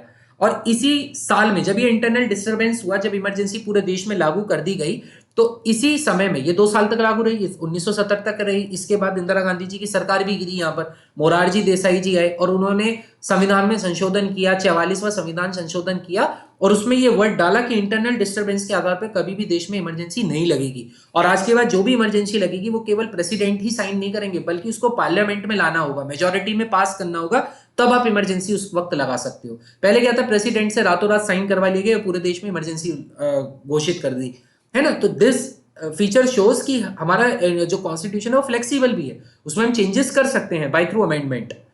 ठीक है, हम ऐसा कर सकते हैं। तो इंटरनल डिस्टर्बेंस के आधार पर इंदिरा गांधी जी ने लगाई थी, जो 2 साल तक रही थी, 1975 से 1977 तक लगी थी। तो हमारे देश में 3 इमरजेंसी लगी है, 62, 71 और 75। स्टेट इमरजेंसी तो बहुत बार लगी, और फाइनेंशियल इमरजेंसी आज तक भी एक बार भी नहीं लगी है। याद है 1991 मनमोहन सिंह जी को इतना जो जाना जाता है वो उसी के लिए जाना जाता है, क्योंकि 1991 में जो फाइनेंशियल क्राइसिस था हमारे देश में वो बहुत ज्यादा बढ़ गया था, जिसके तहत ये पूरी पूरी उम्मीद लगाई जा रही थी कि उस साल में फाइनेंशियल इमरजेंसी लग सकती थी। लेकिन क्योंकि इकोनॉमिस्ट बहुत अच्छे थे मनमोहन सिंह जी, तो उन्होंने अपने उस इकोनॉमी का अध्ययन का इस्तेमाल करते हुए उस समय की फाइनेंशियल इमरजेंसी से हमें कॉप अप कर दिया था, बचा दिया था। ठीक है, इसलिए उनका नाम हमेशा स्वर्णिम अक्षरों में लिखा जाता है कि उन्होंने वो देश में लगने वाली फाइनेंशियल इमरजेंसी को बचाया था। क्योंकि देश में जब फाइनेंशियल इमरजेंसी लगती है ना, तो देश पीछे ही जाता, आगे नहीं जाता। ठीक है, अगला क्वेश्चन आपके पास है, in which schedule of Indian constitution power of panchayat are stated. Panchayat के लिए किस शेड्यूल में बात की गई है, तो पंचायत के लिए कौन सा शेड्यूल है। देखो, अब आप शेड्यूल के बारे में आ गए भाई, अभी आपने आर्टिकल पढ़े, पार्ट्स पढ़े, अब आप शेड्यूल पढ़े। तो मैं कह रहा हूं ना कि वीडियो एक ही है, लेकिन चीजें सारी कवर मिलेंगी। ठीक है, तो बताओ पंचायत के लिए कौन सा शेड्यूल आपको यहां देखने को मिलता है। अमेंडमेंट तो आप जानते हो, पंचायत से रिलेटेड जो अमेंडमेंट है वो 73rd कॉन्स्टिट्यूशनल अमेंडमेंट है 1992। ठीक है, इसके तहत पंचायत बनी है। ठीक है, लोकल गवर्नमेंट्स कहा जाता है ना इनको। और 74th कॉन्स्टिट्यूशनल अमेंडमेंट एक्ट 1992। ठीक है, इससे नगर पालिका या म्युनिसिपैलिटीज बनी है। म्युनिसिपैलिटीज ही लिख देता हूं ना, वो ज्यादा सही है, इसको लिख दो म्युनिसिपैलिटीज। ठीक है, शहरों में म्युनिसिपैलिटी होती है ना, नगर पालिका होती है, तो वो 74वें संविधान संशोधन से बनी है। और इन दोनों के संशोधन के बाद ये पंचायत बनी। अब आपसे ये पूछा जा रहा है कि किस शेड्यूल में इंडिया पावर ऑफ पंचायत को स्टेट किया गया है। ठीक है, अब आप मुझे बताओ कि कौन से संशोधन में है ये। तो कौन सा शेड्यूल होगा, 11th शेड्यूल। ठीक है, 11वें शेड्यूल में पंचायत के सारे पावर्स को बताया गया है, पंचायत के गठन की बात की गई है। यहां पर याद रखना कि ये जो संशोधन है ये 1992 में होता है, 73rd कॉन्स्टिट्यूशनल अमेंडमेंट एक्ट है ये, लेकिन ये लागू कब से होता है? तो ये लागू होता है 24 अप्रैल, तारीख याद रखना, 24 अप्रैल 1993 से ये लागू हो जाता है, यानी कि ये फोर्स में आ जाता है। इसलिए जो ये 24 अप्रैल होता है, इस दिन को हम पंचायती दिवस के रूप में क्या करते हैं, मनाते हैं। तो 24 अप्रैल को पंचायत डे होता है ना, वो इसी वजह से होता है क्योंकि इसी दिन पंचायत को क्या किया गया था, ये अस्तित्व में देखने को आपको मिली थी। ठीक है, अमेंडमेंट 1992 में आ गया था, लेकिन अस्तित्व में 24 अप्रैल 1993 में आई है। ये जो 8th शेड्यूल है ये इंपॉर्टेंट है क्योंकि ये ऑफिशियल लैंग्वेजेस की बात करता है। 8वें शेड्यूल में क्या है, ऑफिशियल लैंग्वेज है। हमारे भारत की जो ऑफिशियल लैंग्वेजेस है जिन्हें दर्जा दिया गया है, ऐसी कितनी लैंग्वेज है, तो याद रखना ऐसी 22 लैंग्वेज है। 10th शेड्यूल जो है वो इंपॉर्टेंट है, ये दल बदल के विरुद्ध कानून है, इसको एंटी डिफेक्शन लॉ कहा जाता है। 52वें संविधान संशोधन से ये किया गया है। ठीक है, तो एंटी डिफेक्शन लॉ है, इसके तहत दल बदल के विरुद्ध जो होता है वो कानून लाया गया है। ठीक है, तो ये चीजें आपको इंपॉर्टेंट रखनी है। 9th शेड्यूल जो है इसमें आपका क्या है, 9वें शेड्यूल में इसमें जुडिशियल रिव्यू की बात की जाती है। ठीक है, तो लेकिन 8वां 10वां और 11वां ये ज्यादा इंपॉर्टेंट है, तो इसलिए मैंने वो बता दिया आपको। अगला क्वेश्चन है कि सिटीजनशिप, जो ये सिटीजनशिप है इसके लिए कौन से आर्टिकल्स हैं? अभी तो मैंने बताया 1 से 4 यूनियन टेरिटरी के बारे में, यूनियन एंड इट्स टेरिटरी के बारे में। 5 से 11 किसकी चर्चा है, सिटीजनशिप की। 5 से 11 किसकी चर्चा है, सिटीजनशिप की। यहां बताई गई है भारत की नागरिकता। ठीक है, भारत का नागरिक कौन होगा कौन नहीं होगा, तो याद रखना संविधान में किसको नागरिक माना गया है, तो संविधान जब तक एडॉप्टेड हुआ तो उसने कहा 26 जनवरी 1950 तक जितने लोग इससे पहले हैं या इस दिन तक हैं उन सबको संविधान में भारत का नागरिक माना गया। और संविधान में यह भी कहा गया इसके आगे 26 जनवरी 1950 के आगे जितने लोग भारत में आएंगे, जन्मेंगे, जो भी होगा, उनकी नागरिकता को डिसाइड करेगी पार्लियामेंट। कौन डिसाइड करेगी, पार्लियामेंट डिसाइड करेगी। ठीक है, और बाय लॉ होगा, कानून बनाकर इसको वो कर सकती है। तो सिटीजनशिप, उसके बाद जो हमने सिटीजनशिप दी है ना, वो हम पता किस अधिनियम से देते हुए आ रहे हैं आज तक, वो अधिनियम है सिटीजनशिप एक्ट 1955। इसके तहत हम आज तक इसी को ही मानते हैं क्योंकि 26 जनवरी 1950 के बाद जितने लोग आए हैं उनको जो इंडियन सिटीजन माना गया इसी के तहत माना गया। और इसमें बहुत बार चेंजेस किए। ठीक है, इसमें काफी बार चेंजेस हो चुके हैं सिटीजनशिप अमेंडमेंट एक्ट में। इसमें बार बार डेफिनेशन चेंज की गई है, किसको भारत नागरिक माना जाएगा और किसको नहीं माना जाएगा। ठीक है, तो ये बहुत इंपॉर्टेंट एक्ट है सिटीजनशिप एक्ट 1955। इसी के तहत हम तुम सब हम इंडियन सिटीजन माने जा रहे हैं। ठीक है, अगला क्वेश्चन देखिए। अगला क्वेश्चन हमारे सामने, विच of the following schedule division of power between union and states. अभी तो बताया था 7th शेड्यूल। कौन सा शेड्यूल है, 7th शेड्यूल। 7th शेड्यूल के आधार पर यूनियन और स्टेट्स की पावर को डिवाइड किया जाता है according to its subjects, union, states और कॉन्करेंट। बताया था ना अभी। तो ये जो चीजें हैं ये सब 7th शेड्यूल में डिस्कस है। 4th शेड्यूल इंपॉर्टेंट है, याद रखना 4th शेड्यूल इसलिए इंपॉर्टेंट है क्योंकि यहां पर एलोकेशन किया जाता है किसका, सीट्स ऑफ राज्यसभा का। Allocation of seats of Rajya Sabha, Rajya Sabha में जो सीटों का बंटवारा है वो इसी के आधार पर है, 4th शेड्यूल के आधार पर। ठीक है, अगला क्वेश्चन है, प्रेसिडेंट ऑफ इंडिया को महाभियोग की प्रक्रिया से हटाया जा सकता है, ये किस आर्टिकल में कहा गया है? प्रेसिडेंट के खिलाफ महाभियोग लाया जा सकता है। ठीक है, और ये किस आर्टिकल में कहा गया है, तो याद रखना ये आर्टिकल नंबर 61 में कहा गया है। ठीक है, आर्टिकल 61 में प्रोसेस बताया गया है कि इंपीचमेंट का प्रोसेस क्या होगा। ठीक है, इंपीचमेंट किस किस का हो सकता है, तो सुप्रीम कोर्ट और हाई कोर्ट के जजेस को इंपीचमेंट किया जा सकता है, प्रेसिडेंट का इंपीचमेंट होता है। ठीक है, तो आपको ये चीजें याद रखनी है। प्रेसिडेंट पर जो महाभियोग की प्रक्रिया है वो आर्टिकल 61 में आपको उसका प्रोसेस बताया गया है।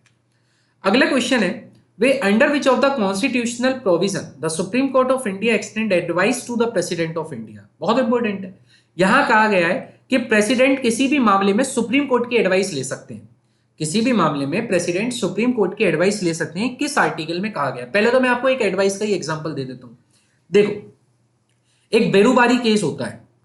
ठीक है, बेरूबारी केस 1960 केस इंपॉर्टेंट है, लेकिन मैं इसको थोड़ा सा समझा देता हूं। इसमें क्या होता है, बेरूबारी जो केस है, इस केस में ये जो बेरूबारी इलाका था ये ईस्टर्न पाकिस्तान के पास था। किसके पास था, ईस्टर्न पाकिस्तान के पास था। ठीक है, और उसके बाद क्या हुआ, ये जो इलाका था ये फिर उसके बाद बांग्लादेश बना। अब ये सवाल उठा कि बेरूबारी जो ये हमारी टेरिटरी है ये हमारी टेरिटरी थी, तो इसको क्या हम बांग्लादेश को भेज सकते हैं? तो यहां पर इस बेरुबारी के लिए प्रेसिडेंट ने सुप्रीम कोर्ट से मतलब सलाह ली कि क्या हम ऐसा कर सकते हैं कि हम अपने किसी भी टेरिटरी के हिस्से को किसी दूसरे देश को दे सकते हैं, क्योंकि हमारे संविधान में लिखा हुआ क्या है कि हम किसी की टेरिटरी को एक्वायर कर सकते हैं, हम स्टेट्स को एक दूसरे के साथ मर्ज कर सकते हैं, उनकी बाउंड्रीज में चेंज कर सकते हैं, लेकिन ये नहीं लिखा हुआ था कि हम अपनी टेरिटरी को भी दे सकते हैं। तो यहां सुप्रीम कोर्ट कह सकती है कि हाँ, ऐसा किया जा सकता है, ठीक है। और ऐसा करने के लिए क्या करना होगा? ऐसा करने के लिए आपको अमेंडमेंट करना होगा, कॉन्स्टिट्यूशनल अमेंडमेंट करना होगा। तो उस केस में आप ये काम कर सकते हो। तो यहां पर क्या हुआ? यहां पर प्रेसिडेंट ने सलाह ली सुप्रीम कोर्ट से, खुद ही फैसला नहीं दिया, बल्कि यहां पर प्रेसिडेंट ने सलाह सुप्रीम कोर्ट से ली। तो ये जो सलाह लेने का प्रोसीजर है प्रेसिडेंट का, ये किस आर्टिकल में है? तो याद रखना 143 में है। 143 के तहत भारत का जो राष्ट्रपति है वो सुप्रीम कोर्ट से किसी भी चर्चाओं के ऊपर क्या कर सकता है? एडवाइस ले सकता है, ठीक है, 143 के तहत। अगला क्वेश्चन है, which article of Indian constitution is related with the protection of interest of minorities? मतलब जो माइनॉरिटीज हैं उनके हक की बात की जाती है। किस आर्टिकल में ये हक की बात की जाती है माइनॉरिटीज के? तो याद रखेंगे आर्टिकल नंबर 29 में। 29 में प्रोटेक्शन दी गई है माइनॉरिटीज के इंटरेस्ट को, ठीक है। आर्टिकल 17 तो मैंने बता ही दिया था, ये प्रोहिबिशन करता है अनटचेबिलिटी, अछूत जो चीजें पहले चलती थी, जो ऊंच नीच का जो भेदभाव चलता था, उसके खिलाफ ये आर्टिकल है, ठीक है। और इसी आर्टिकल को महात्मा गांधी जी ने हार्ट एंड सोल कहा था इंडियन कॉन्स्टिट्यूशन का, जबकि आर्टिकल 32 को अम्बेडकर जी ने कहा है, ठीक है। तो यहां पर जो आंसर होगा protection of interest of the minorities, वो आंसर क्या होगा आपका? Article number 29। अगला क्वेश्चन आपके पास है, which schedule of Indian constitution is related to panchayati raj? देखो क्वेश्चन बदल क्या है, कोई दिक्कत नहीं, पंचायत तो दिख रहा है ना, पंचायत दिखा 11 शेड्यूल, पंचायत दिखा 11 शेड्यूल। सेकंड शेड्यूल क्या, 8th शेड्यूल क्या भाई? सेकंड में तो ओथ्स है, ठीक है, ओथ्स एंड अफर्मेशन आपको देखने को मिलेंगे। ओ सॉरी, कौन से क्या मिलेंगे यहां पर आपको? सेकंड वाले में मिलते हैं हमें अलाउंसेस, ठीक है, जो अलाउंसेस दिए जाते हैं, जो पब्लिक ऑफिसर्स हैं, जो गवर्नमेंट्स के हैं, उनको दिए जाते हैं, अलाउंसेस की चर्चा है यहाँ पर। 8th शेड्यूल में लैंग्वेजेस की है, बता दी मैंने, 8th लैंग्वेज, ठीक है। और 10th शेड्यूल की बात करूं तो 10th शेड्यूल क्या था? एंटी डिफेक्शन लॉ था, दल विरुद्ध के खिलाफ जो नीति होती थी। और 11th शेड्यूल में पंचायत की चर्चा है, ठीक है। और अगर पंचायत से रिलेटेड कभी आर्टिकल पूछ ले तो याद रखना article number 40, village panchayat organise कर सकती है, आर्टिकल नंबर 40 में कहा गया है। क्लियर है? अगला क्वेश्चन है, which of the following schedule of Indian constitution is related with the allotment of seats in Rajya Sabha? अभी बताया था यार, अभी बता के चला हूं कि राज्यसभा में सीट्स का जो आवंटन है वो किस शेड्यूल में है? 4th शेड्यूल में। किस में है? 4th शेड्यूल में है, ठीक है। अगला, which article of the constitution allow the centre to form new state? देखो इंपॉर्टेंट, यहां पर कौन सा आर्टिकल है जो सेंटर को अलाउ करता है नया स्टेट बनाने के लिए? तो याद रखना article number 1, article number 2, article number 3 and article number 4। चारों आर्टिकल भारत और भारत की टेरिटरी की चर्चा करते हैं। पहले आर्टिकल में यह बताया गया है कि कौन भारत का क्षेत्र होगा, और जो भी भारत का क्षेत्र होगा वो शेड्यूल 1 में होना चाहिए। अगर जैसे आप ये सपोज करो कि यूपी है, तो यूपी अगर भारत का हिस्सा है तो यूपी की चर्चा शेड्यूल 1 में भी होनी चाहिए, तभी वो भारत का हिस्सा माना जाएगा। ये तो आर्टिकल 1 में कहा गया। आर्टिकल 2 में कहा गया कि स्टेट को जो पार्लियामेंट है वो लॉ के अकॉर्डिंग, भैया जब भी बाय लॉ की बात करते हैं ना, बाय लॉ का मतलब होता है सिंपल मेजोरिटी। सिंपल मेजोरिटी से पार्लियामेंट नियम बनाकर किसी भी अदर स्टेट को या तो दूसरे स्टेट में मर्ज करवा सकती है, या उसको यूनियन में एडमिट कर सकती है, यानी कि यूनियन में मिला सकती है, अपने अंडर ले सकती है। तो ये सारे काम वो आर्टिकल 2 में कर सकती है। आर्टिकल 3 में यूनियन टेरिटरीज बना सकती है, स्टेट्स का मर्जर कर सकती है, ये सारे काम आर्टिकल 3 में कर सकती है। और आर्टिकल 4 क्या कहता है? आर्टिकल 4 कहता है कि प्रोसीजर क्या होगा। आर्टिकल 4 कहता है जो भी आप 2 और 3 के तहत स्टेट्स को बना रहे हो, मर्ज कर रहे हो, टेरिटरी चेंज कर रहे हो, बाउंड्री को चेंज कर रहे हो, इन सब के लिए आर्टिकल 4 में इसकी प्रक्रिया बताई गई है कि जब भी आप ये काम करोगे तो आपको शेड्यूल 1 में और 4th में दोनों में चेंज करना अनिवार्य होगा, कॉन्स्टिट्यूशनल अमेंडमेंट करना पड़ेगा। अब क्यों करना पड़ेगा? अब आप सपोज करो भाई आपने कोई नया स्टेट एडमिट किया, आपने कोई नया स्टेट बना दिया, ठीक है। अब आपको पता है स्टेट का रिप्रेजेंटेशन कहां होता है? स्टेट का रिप्रेजेंटेशन होता है राज्यसभा में। और राज्यसभा की सीटें कहां पर आवंटित होती हैं? फोर्थ शेड्यूल में। कोई नया स्टेट बना तो उसकी सीट हमें दिखानी होंगी या नहीं दिखानी होंगी, तो उसके लिए हमें फोर्थ शेड्यूल में अडॉप्शन करना हो जाएगा। दूसरी बात क्या है, शेड्यूल 1। शेड्यूल 1 में क्या कर सकते हो भाई, आपने कोई भी नया स्टेट बनाया तो उसका नाम आपको यहां डालना पड़ेगा, तभी वो भारत का हिस्सा माना जाएगा। तो जब भी ऐसा कोई कानून आप बनाओगे तो 2 शेड्यूल में आपको चेंजेस करने होंगे। बाकी आप शेड्यूल में चेंजेस नहीं कर सकते बिना मतलब सिंपल मेजोरिटी से नहीं कर सकते, उसके लिए फिर आपको अमेंडमेंट करने होते हैं कॉन्स्टिट्यूशनल, ठीक है। लेकिन यहां आप सिंपल मेजोरिटी से काम कर सकते हो। तो आपसे कहा था कि सेंटर नया स्टेट किससे बना सकती है? आर्टिकल नंबर 3 से बना सकती है। आर्टिकल नंबर 3 में centre has the right to form new state. 4 में तो उसका प्रोसीजर है, और 5 और 6 तो आपके सिटीजनशिप के, ठीक है। अगला क्वेश्चन है the provision of 6th schedule. जो ये 6th शेड्यूल है, इसमें जो प्रोसीजर बताया गया है वो किसके लिए अप्लाई नहीं होता? देखो 6th शेड्यूल कुछ जो नॉर्दर्न स्टेट्स हैं उनको क्या देता है, northern states, northern eastern states जो हैं उनको स्पेशल प्रोविजंस यहां पर प्रोवाइड करता है। आप मुझे खुद बताओ, क्या गोवा नॉर्दर्न ईस्टर्न स्टेट्स है? नहीं भाई, गोवा नॉर्दर्न स्टेट्स नहीं है। तो आपको याद क्या रखना है, ये किन किन को मिला हुआ है? तो देखो ये मिला हुआ है असम को, ठीक है, त्रिपुरा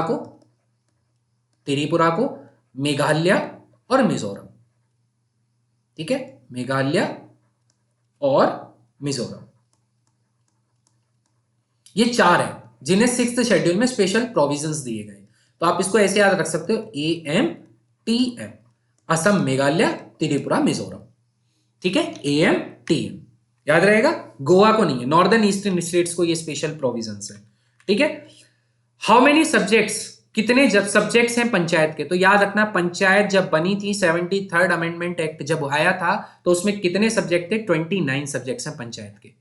कितने सब्जेक्ट हैं जिनके ऊपर पंचायत काम करती है? 29 सब्जेक्ट्स हैं, 29 सब्जेक्टों पे काम करती है।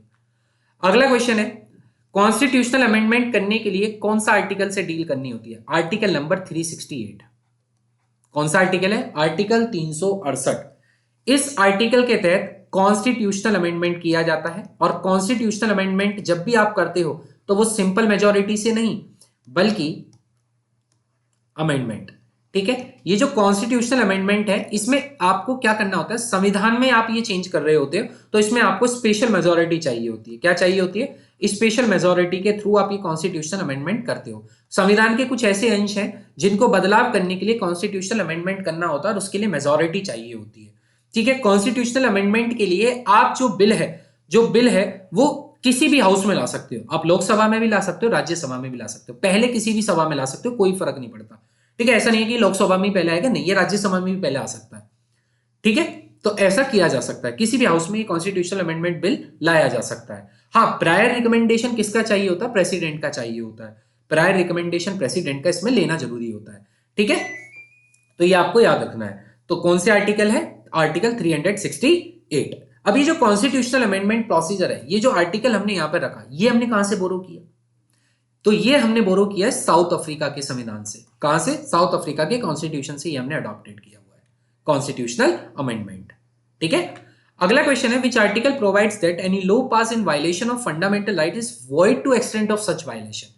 अगर कोई भी कानून सरकार ने ऐसा बनाया जो कानून मतलब भारत के संविधान में जो फंडामेंटल राइट्स की बात की गई है, अगर उनको जीरो करने की कोशिश करता है, ऐसे कानून को किस आर्टिकल के तहत शून्य मान लिया जाएगा?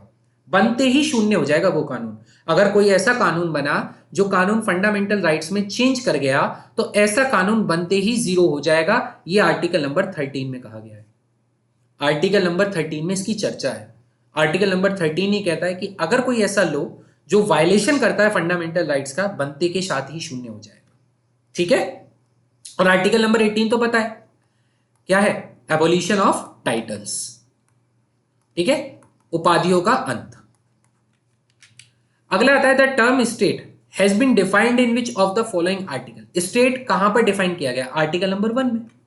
पहले आर्टिकल में स्टेट को ही डिफाइन किया गया, और स्टेट में यूनियन टेरिटरी नहीं आती, लेकिन जब वो टेरिटरी कहेगा तब वो स्टेट, यूनियन टेरिटरी, कोई भी एक्वायर्ड टेरिटरी, सब कुछ उसमें इंक्लूड कर लेगा। तो स्टेट शब्द आपका आर्टिकल 1 में आपको देखने को मिलेगा, ठीक है। अगला क्वेश्चन है, under which article of Indian constitution high court can issue writs to protect the fundamental rights? बता दिया, आर्टिकल नंबर 226 के तहत हाई कोर्ट में रिट्स दायर की जा सकती हैं, 32 में सुप्रीम कोर्ट में की जा सकती हैं। Which of the following articles of the Indian Constitution empower the governor to issue ordinance?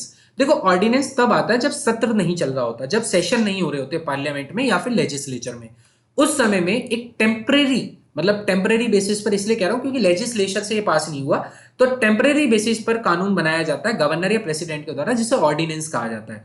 जो प्रेसिडेंट है वो ऑर्डिनेंस लाता है 123 के तहत, और जो गवर्नर ऑर्डिनेंस लाता है वो लाता है 213 के तहत। ठीक है, 123 213 कुछ उल्टा सीधा लग रहा है ना, तो याद रख लेना। गवर्नर जो इशू करता है ordinance during recess of state legislature, जब उस समय जब जो स्टेट का लेजिस्लेचर है वो नहीं चल रहा है, उस समय गवर्नर जब कोई कानून बनाता है तो उसको ऑर्डिनेंस कहा जाता है, और ये ऑर्डिनेंस आर्टिकल 213 के तहत आता है। ठीक है, अगला क्वेश्चन है original jurisdiction of supreme court is mention in which of the following article. देखो ये जो ओरिजिनल जुरिसडिक्शन होता है, यानी कि सुप्रीम कोर्ट का ही निर्णय अंतिम माना जाएगा, ये कब होता है? जब डिस्प्यूट होते हैं।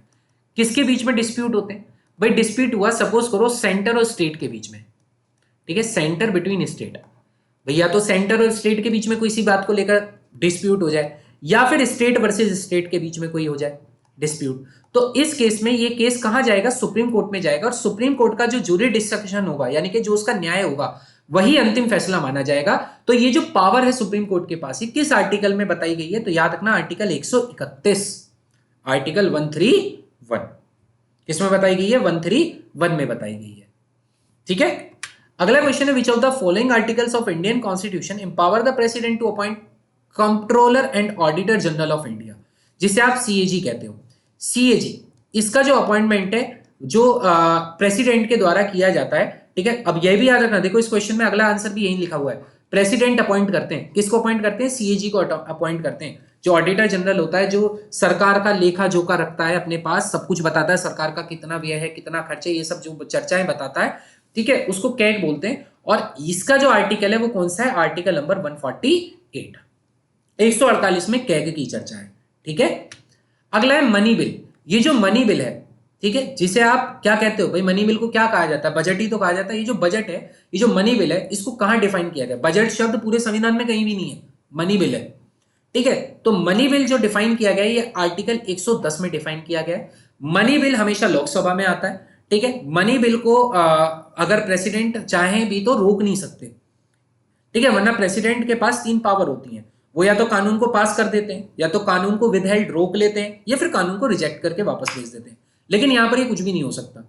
ठीक है, हाँ रिकमेंडेशन दे सकते हैं कि भाई ये चीज कर लो, वो चीज कर लो, वो माने ना माने वो पार्लियामेंट के ऊपर है, लेकिन मनी बिल को रिजेक्ट नहीं कर सकते प्रेसिडेंट। ठीक है, आर्टिकल 110 में इसके बारे में चर्चा है, इसकी डेफिनेशन है। Which article of Indian constitution declares Devanagari Hindi as an official language of India? Devanagari जो हिंदी है, हिंदी में जो देवनागरी लिपि है, उसको ऑफिशियल लैंग्वेज का चर्चा दिया गया है। किस आर्टिकल में ये बात कही गई? याद रखना आर्टिकल 343, 343 के क्लोज 1 में देवनागरी हिंदी को ऑफिशियल लैंग्वेज का दर्जा है भारत की। ठीक है, देवनागरी हिंदी को। इंपॉर्टेंट क्वेश्चन है, 343 याद रखना। Which article of the constitution let down that state shall take step to organise village panchayat? अभी तो बताया था, विलेज पंचायत को ऑर्गेनाइज करने का आर्टिकल कौन है? आर्टिकल नंबर 40, 200, आर्टिकल 40 है। ठीक है, आर्टिकल 40 में विलेज पंचायत की बात की गई है। Under which article of Indian constitution president of India enjoys power to withhold is assent on any bill? किसी भी बिल पर अपनी मतलब क्या कर सकते हैं? उसको होल्ड कर सकते हैं। ठीक है, मतलब अपनी जो उनकी खुद की ताकत है उसको होल्ड कर सकते हैं, पास कर सकते हैं, रिजेक्ट कर सकते हैं। ये सब पावर उनको कहां से मिलती है? तो एक कौन सा आर्टिकल है जो उनको वो पावर देता है? 111। 111 में प्रेसिडेंट किसी भी बिल को अपना विदहोल्ड कर सकते हैं, रोक सकते हैं। ठीक है, ये पावर 111 में है। 110 में मनी बिल है, लेकिन मनी बिल को नहीं रोक सकते, याद रखना। विच one of the following articles of the Indian constitution provides for all Indian services? All Indian services, भाई 3 तरह की सर्विसेज है ऑल इंडियन सर्विसेज में, आईएएस, आईपीएस एंड आईएफएस। इन तीनों की चर्चाएं कौन से आर्टिकल में देखने को मिलती है? तो आर्टिकल नंबर 312, 312। ठीक है, ठीक है, 312 में। तो ऑल इंडियन सर्विसेज की चर्चा है 312 आर्टिकल में। अगला क्वेश्चन है which of the following articles of the constitution vest the executive power of union in the president? ये कहता है कि जो एग्जीक्यूटिव पावर है यूनियन की, वो किसके अंदर समाहित है? राष्ट्रपति के अंदर समाहित है। तो ये कौन सा आर्टिकल है? ये कौन सा आर्टिकल है जो इस बात को कह रहा है कि जो आर्टिकल है उसमें जो एग्जीक्यूटिव पावर है, एग्जीक्यूटिव पावर क्या होता है? देखो, भाई तीन ही तो फंक्शन होते हैं, या तो लेजिस्लेचर होता है, ठीक है, या तो एग्जीक्यूटिव होता है, और एक आपकी जुडिशरी होती है। कौन होती है? जुडिशरी। भाई क्या काम है? लेजिस्लेचर का काम होता है कानून को बनाना, कानून को बनाना। एग्जीक्यूटिव का काम क्या होता है? भाई रूल बनाकर उसको फॉलो करवाना। क्या करवाना? फॉलो करवाना, ठीक है। और जुडिशरी का काम क्या होता है? भाई जुडिशरी का काम होता है किसी भी चीज का जुडिशियल रिव्यू देना, उसकी मतलब उसकी प्रवालोकन करना, उसको देखना, ये सब जुडिशरी का काम है। फैसले सुनाने हैं, सही है गलत है, ये सब जुडिशरी काम करती है। तो उसने कहा ये जो एग्जीक्यूटिव पावर्स हैं, जितनी भी एग्जीक्यूटिव पावर है, ये यूनियन की सारी एग्जीक्यूटिव पावर जो है वो प्रेसिडेंट में समाहित है। सेम ऐसी स्टेट की एग्जीक्यूटिव पावर गवर्नर में होती है, ठीक है। तो उसने कहा किस आर्टिकल के तहत ये कहा गया है कि सारी यूनियन की एग्जीक्यूटिव पावर प्रेसिडेंट के समाहित होंगी। तो बताओ कहां पर कहा गया है? तो ये आर्टिकल कौन सा है? याद रखना, ये आर्टिकल नंबर 53। आर्टिकल नंबर 53 में कहा गया है कि एग्जीक्यूटिव पावर्स जो होंगी यूनियन की, वो कहां पर होंगी? वो प्रेसिडेंट के पास होंगी। देखो आर्टिकल 52 क्या कहता है? आर्टिकल 52 कहता है कि भारत के प्रेसिडेंट होंगे। कौन होंगे? भारत के प्रेसिडेंट होंगे, ठीक है। 53 में क्या कहा गया? 53 में कहा गया है कि यूनियन की सभी एग्जीक्यूटिव पावर इनके अंदर समाहित होंगी। यही तो कहा गया है, समाहित होंगी। और 54 में इनके इलेक्शन प्रोसीजर के बारे में चर्चा है। 51 जो है वो आपको पता है, वो तो डीपीएसपी है। भाई 51वां आर्टिकल तो डीपीएसपी की बात करता है ना। तो याद रखना, आर्टिकल नंबर 52 कहता है भारत के प्रेसिडेंट होंगे, और 53 कहता है कि उनकी यूनियन की जो एग्जीक्यूटिव पावर होगी वो प्रेसिडेंट में समाहित होगी। अगला क्वेश्चन है, इलेक्शन कमीशन के कौन से आर्टिकल में चर्चा है? तो इसको तो आप देखते ही लगा दो, 324। 324 में इलेक्शन कमीशन है भारत का, ठीक है। और ये इलेक्शन कमीशन जो इलेक्शंस करता है वो किन के करता है? भाई एमपी के, एमएलए के, इन सब के करता है, ठीक है। The fundamental duties are mentioned in which part? तो ये जो फंडामेंटल ड्यूटीज है, जिन्हें आपने फंडामेंटल ड्यूटीज कहा है, ये फंडामेंटल ड्यूटीज आपके किस पार्ट में आपको देखने को मिलती हैं, ठीक है। अब आपको ये बताना है, तो बताओ कौन से पार्ट में आपको देखने को मिलती हैं। भाई पार्ट थर्ड तो मैंने आपको बता दिया, पार्ट थर्ड तो फंडामेंटल राइट्स है। पार्ट फोर्थ डीपीएसपी है। कौन सा? डीपीएसपी। पार्ट 6 सेंटर है, ठीक है। पार्ट 6 क्या है? सॉरी, पार्ट 6 क्या है आपका? पार्ट फिफ्थ और फिर सिक्स क्या है आपका? स्टेट है, ठीक है। और पार्ट फोर्थ क्या होगा? तो पार्ट फोर्थ आपका होता है फंडामेंटल ड्यूटीज। ऑप्शन तो यही सही है, पार्ट फोर्थ, ठीक है। बात करें कि फंडामेंटल ड्यूटीज हमें कहां देखने को मिलती हैं, तो फंडामेंटल ड्यूटीज को हमने जो अडॉप्टेड किया वो कॉन्स्टिट्यूशन अमेंडमेंट था, 42nd अमेंडमेंट एक्ट 1976। इस समय भारत में इमरजेंसी लगी हुई है, क्योंकि 1975 में इमरजेंसी लग चुकी है इंटरनल डिस्टर्बेंस के आधार पर, ठीक है। और इसी संविधान संशोधन के तहत हमने एक नया आर्टिकल इंसर्ट किया, जो आर्टिकल 51A था। कौन था? Article 51A। इसी 51A में किसकी चर्चा की गई है? फंडामेंटल ड्यूटीज की चर्चा की गई है। पार्ट की बात करूं तो पार्ट था 4th A। कौन था? पार्ट 4th A, ठीक है। पार्ट 4th यहां पे किया गया था। अगर हम बात करें तो हमारी कितनी इस समय फंडामेंटल ड्यूटीज हैं, तो याद रखना इस समय जो हमारी फंडामेंटल ड्यूटीज हैं वो 11 फंडामेंटल ड्यूटीज हैं। कितनी है इस समय? 11 फंडामेंटल ड्यूटीज हैं। बात करें किसने फंडामेंटल ड्यूटीज का रिकमेंडेशन दिया था, तो कमेटी का नाम याद रखेंगे, स्वर्ण सिंह कमेटी। कौन सी कमेटी है? स्वर्ण सिंह कमेटी। उनके रिकमेंडेशन पर फंडामेंटल ड्यूटीज जो है वो हमें संविधान में देखने को मिल रही है, ठीक है। तो ये सारी चीजें आपको इसके बारे में याद रखनी है।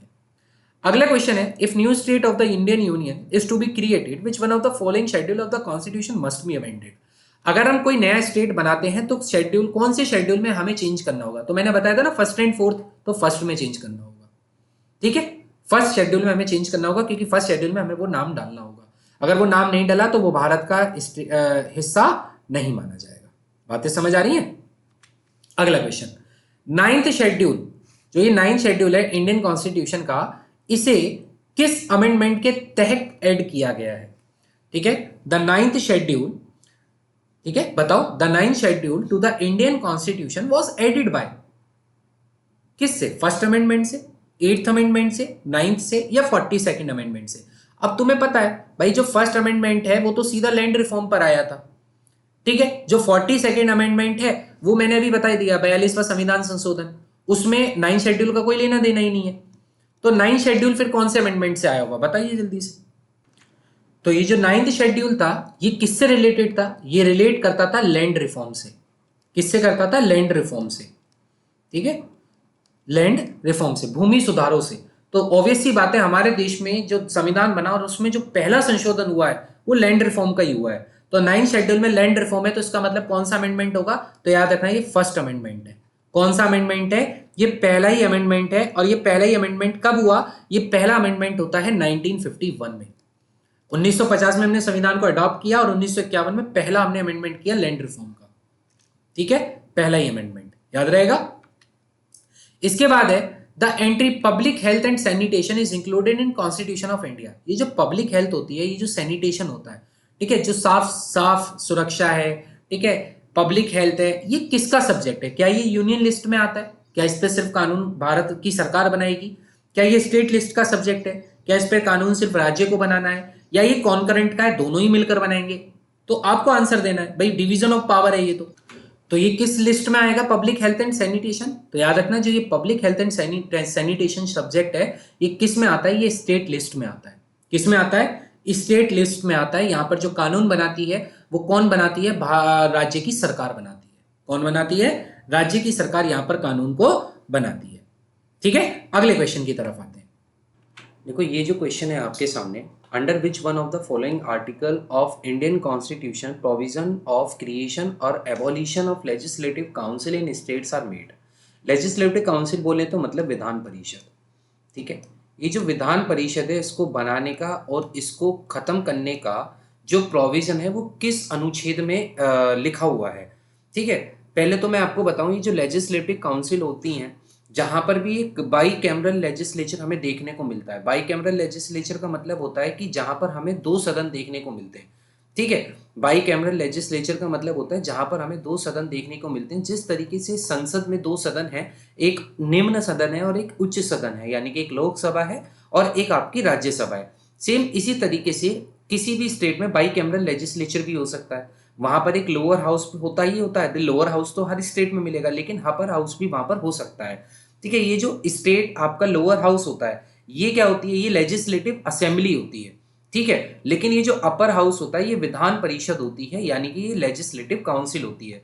इसको बनाने का और इसको निरस्त करने का जो प्रावधान है वो किस अनुच्छेद में है? पहली बात तो, जब भी आप विधान परिषद बनाएंगे या फिर खत्म करेंगे, जब भी आप खत्म करने चाहेंगे तो आपको ये रेजोल्यूशन उस स्टेट की असेंबली में लाना होगा। ठीक है, जिस भी स्टेट का ये विधान परिषद खत्म होने की बात चल रही है या क्रिएट होने की बात चल रही है, वो रेजोल्यूशन आपको उस रेस्पेक्टिव स्टेट में लाना होगा। ठीक है, और उसको स्पेशल मेजोरिटी से पास होना होगा, 2/3 की मेजोरिटी से पास होना होगा।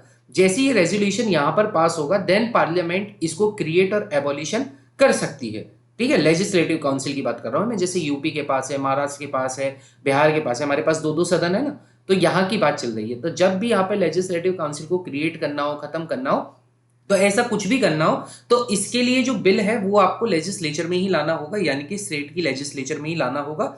और उसको रेजोल्यूशन को पास करवाने के बाद देन जो पार्लियामेंट है वो उसको क्रिएट या एबॉलिश कर सकती है। ठीक है, और इसके लिए कोई 368 में जो अमेंडमेंट है वो करने की जरूरत नहीं है। बाय सिंपल लो, यानी कि बाय सिंपल मेजोरिटी इसमें ये चेंज किया जा सकता है। इसमें किसी भी तरह का कोई अमेंडमेंट करने की आवश्यकता नहीं होती संविधान में।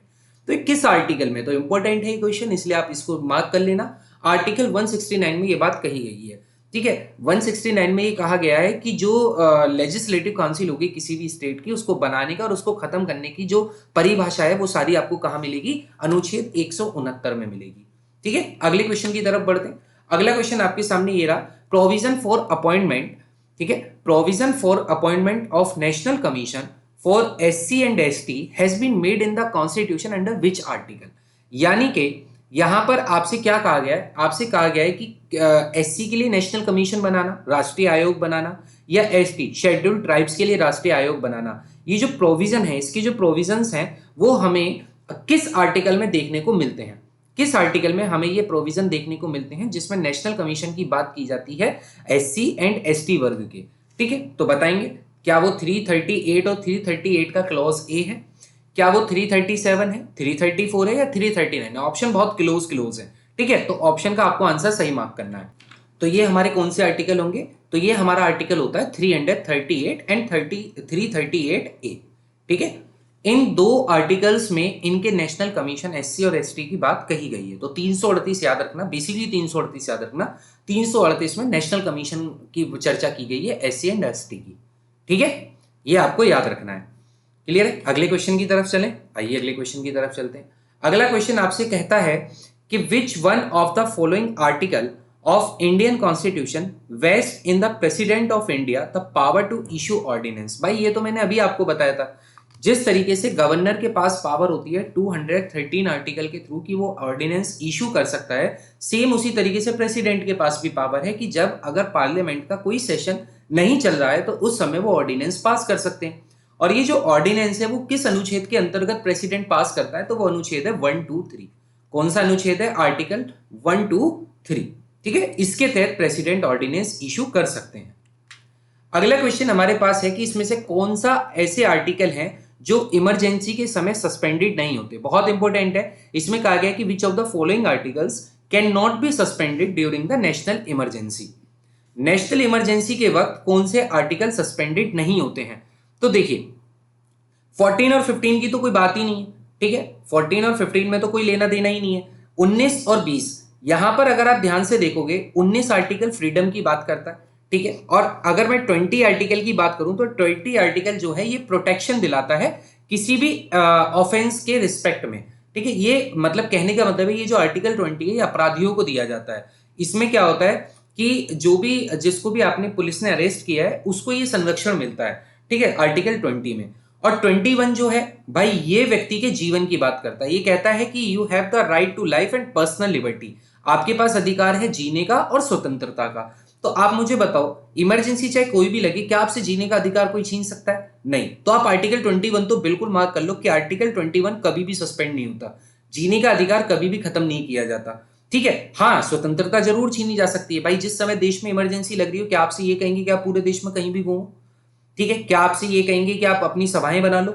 नहीं हो सकता ना, क्योंकि देश में इमरजेंसी लग रही है। तो आर्टिकल 19 तो सस्पेंड किया जा सकता है उस समय। ठीक है, और आर्टिकल 21 सस्पेंड नहीं किया जा सकता। आर्टिकल 22 की अगर मैं बात करूं तो ये जो आर्टिकल 22 है, ठीक है, ये भी आपको किसके बारे में बात बताता है? देखो आर्टिकल 22 जो है, जिस तरीके से आर्टिकल 21 में आपको ये कहा गया है किसी भी व्यक्ति को अगर हमने गिरफ्तार किया है तो उस व्यक्ति को यहाँ पर दोष सिद्धि के लिए यहाँ पर प्रावधान दिए जाते हैं कि आप किस तरीके से वो चीजें कर सकते हो। अब आर्टिकल 22 भी वही कहता है, protection of rights of arrested person. ठीक है, इसका मतलब क्या है? इसमें यह कहा जाता है कि जिसकी गिरफ्तारी या जिसे डिटेन किया गया है उसकी सुरक्षा के प्रावधान यहां पर दिए गए हैं, डिटेन्ड पर्सन के, उसके अरेस्ट के पर्सन के। ठीक है, तो यहां पर कौन से ऐसे आर्टिकल हैं जो सस्पेंडेड नहीं होते? तो मैं सीधा सीधा आपको आंसर बता देता हूं, आर्टिकल 20 और 21। आप याद रखना 20 और 21 नेशनल इमरजेंसी के वक्त कभी भी सस्पेंड नहीं होते। ठीक है, नेशनल इमरजेंसी कौन घोषित करता है? तो प्रेसिडेंट इसमें घोषणा करते हैं, लेकिन अब ये स्पेशल मेजोरिटी से पास होनी चाहिए पार्लियामेंट से। ठीक है, और इंटरनल डिस्टर्बेंस में कभी नेशनल इमरजेंसी नहीं लगेगी। वॉर में लगेगी, एग्रेशन में लग जाएगी, ठीक है, आर्म्ड रेबेलियन में लग जाएगी, लेकिन कभी भी ये इंटरनल डिस्टर्बेंस में नहीं लगेगी। अगला क्वेश्चन आपसे कह रहा है the appointment of a governor in a state is made as per the provision in the constitution under which article. किस आर्टिकल में किसी भी स्टेट का गवर्नर होगा, ये प्रोविजन है। किस आर्टिकल में ये प्रोविजन किया गया है कि जो स्टेट है उसका राज्यपाल होगा? पहली बात तो ये जो गवर्नर है इसको अपॉइंट कौन करता है? पहला question, who is appointed governor? तो याद रखना गवर्नर को जो अपॉइंट करता है वो अपॉइंट करता है प्रेसिडेंट ऑफ इंडिया। ठीक है, प्रेसिडेंट ऑफ इंडिया के द्वारा हमारा जो स्टेट का गवर्नर है उसको अपॉइंटमेंट किया जाता है। ठीक है, प्रेसिडेंट ऑफ इंडिया इसको अपॉइंट करते हैं। एक से ज्यादा स्टेट का एक गवर्नर हो सकता है। आप ये ना सोचिए कि केवल एक स्टेट का एक ही गवर्नर होगा, नहीं, एक से ज्यादा स्टेट को एक गवर्नर भी गवर्न कर सकता है। अब आपसे जो पूछा गया वो ये है कि गवर्नर किस अनुच्छेद के तहत किसी भी स्टेट का गवर्नर होगा, ये आपसे पूछा गया है, बताइए। तो वो हमारा जो आर्टिकल होता है वो होता है आर्टिकल 155। ये 155 ये बात कहता है कि अपॉइंटमेंट ऑफ गवर्नर जो होंगे, स्टेट का जो गवर्नर होगा उसको जो अपॉइंट किया जाएगा वो प्रेसिडेंट के द्वारा किया जाएगा। ठीक है, अगला क्वेश्चन हमारे पास इसमें से कौन सा करेक्टली मैच नहीं है?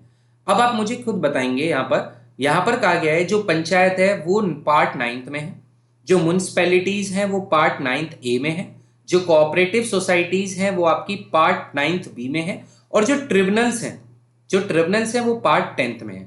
इनमें से कौन सा करेक्टली मैच नहीं है? तो बताइए कौन सा करेक्टली मैच नहीं है। पंचायत, म्युनिसिपैलिटी दोनों के बारे में बता चुका हूं। 2 अमेंडमेंट हुए संविधान में, एक 73वां संविधान संशोधन हुआ, एक 74वां संविधान संशोधन हुआ। ठीक है, दोनों संशोधनों के तहत पंचायत और म्युनिसिपैलिटीज का क्रिएशन किया गया। ठीक है, ये आपको समझ आ गया। ठीक है, इसके बाद कोऑपरेटिव सोसाइटीज की बात करें तो कोऑपरेटिव सोसाइटीज में भी आपका अमेंडमेंट किया गया और इसको भी हमारे संविधान में जोड़ा गया। और वो संशोधन कौन सा था? तो वो संशोधन आपको याद रखना है, ये 97 कॉन्स्टिट्यूशनल अमेंडमेंट एक्ट था 2011। इसके तहत हमने अपने संविधान में कोऑपरेटिव सोसाइटीज यानी कि सहकारी समितियों को जोड़ा। ठीक है, ये जो तीनों आपके पास लिखे हुए हैं, part 9, part 9A, part 9B, ये बिल्कुल सही लिखे हुए हैं, इसमें कोई गड़बड़ नहीं है। ये पार्ट 9A, 9B ये सब बिल्कुल ठीक लिखा हुआ है कि पहले पंचायत, फिर म्युनिसिपैलिटीज, फिर कोऑपरेटिव सोसाइटीज जोड़ी गई। ठीक है, लेकिन ये जो ट्रिब्यूनल है ये पार्ट 10 में गलत लिखा हुआ है। ट्रिब्यूनल वास्तव में किस पार्ट में आती है? तो आप याद रखेंगे जो ट्रिब्यूनल का पार्ट है वो है पार्ट 14A। पार्ट 14A इसको जोड़ा कब गया? तो इसको भी 42वें संविधान संशोधन 1976 के तहत संविधान में जोड़ा गया है। जो आपके मामले होते हैं जैसे कि सरकारी कर्मचारियों से संबंधित कोई मामले हो या टैक्स, चुनाव या फिर भूमि के कोई सुधार से रिलेटेड हो, इन मामलों के लिए ट्रिब्यूनल्स बनाए गए और इसके लिए संविधान में संशोधन किया गया, पार्ट 14A को इंसर्ट किया गया और उसमें ट्रिब्यूनल्स डाले गए। ठीक है, तो जो ट्रिब्यूनल्स हैं वो आपके पार्ट 14A में है, उसका हिस्सा है ये। ठीक है, आई होप आपको समझ आया होगा। तो इसमें जो करेक्टली मैच नहीं है वो ट्रिब्यूनल्स मैच नहीं है, बाकी तीनों बिल्कुल सही है। अगला है under which article of constitution. इसमें से कहा गया है किस आर्टिकल के तहत किसी भी स्टेट का जो चीफ मिनिस्टर होता है उसको गवर्नर अपॉइंट करते हैं। भाई under which article governor of state appointed CM.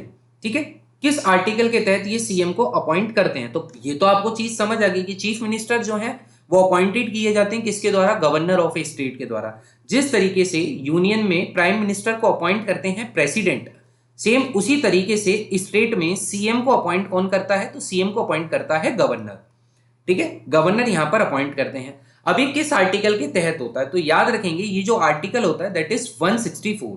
Article 164 के तहत चीफ मिनिस्टर को अपॉइंट किया जाता है गवर्नर ऑफ स्टेट के द्वारा। ठीक है, आर्टिकल 164 यहां पर बिल्कुल सही आंसर होगा।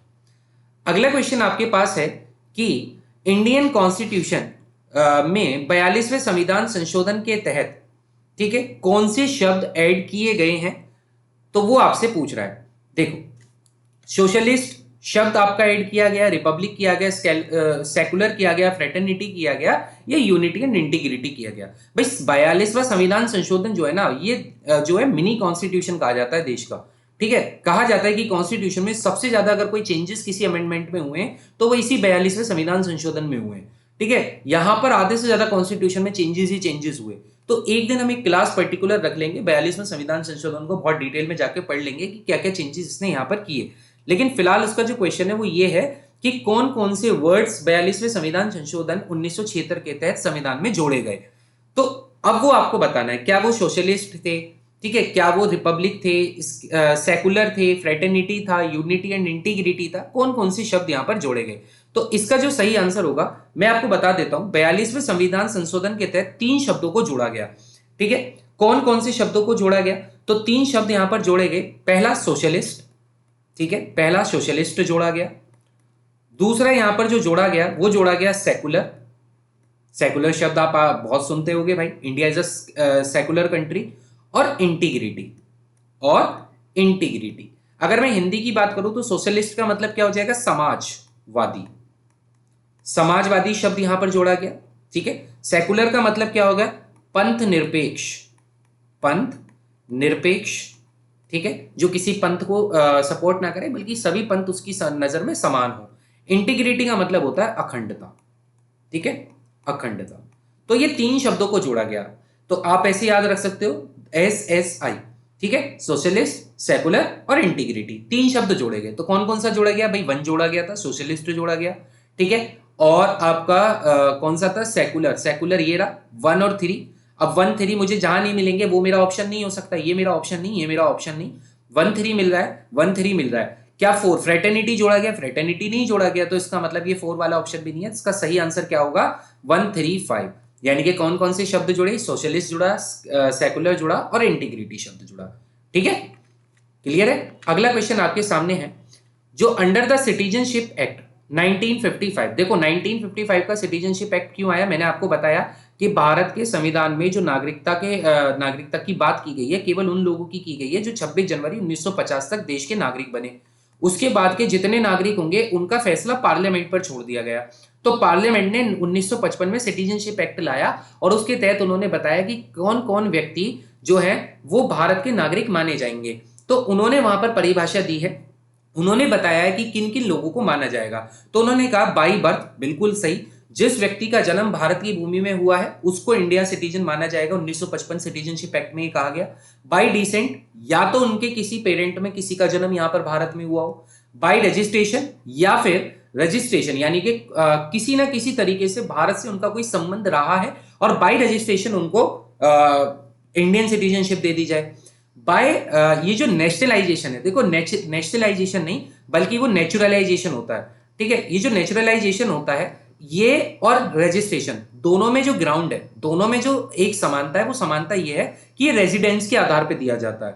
ठीक है, रेजिडेंस यानी कि भारत में रहने के समय को आधार पर रखते हुए यहां पर भारत का नागरिक बनाया जाता है। तो दोनों में प्रावधान रेजिडेंस का ही है। लेकिन नेशनलाइजेशन का तो कोई मतलब ही नहीं, नेशनलाइजेशन का मतलब होता है राष्ट्रीयकरण, राष्ट्रीयकरण का सिटीजनशिप में क्या लेना देना। तो फोर्थ तो बिल्कुल नहीं है। बाय इनकॉर्पोरेशन ऑफ टेरिटरी, ये बात भी बिल्कुल सही है कि अगर आप किसी टेरिटरी को मतलब भारत की टेरिटरी में मिलाते हो तो उस पर जो लोग होंगे उनको सिटीजनशिप दी जा सकती है। तो 1, 2, 3 एंड 5 ये बिल्कुल सही ऑप्शन होगा, यानी कि ऑप्शन नंबर सी इसमें बिल्कुल सही आंसर है।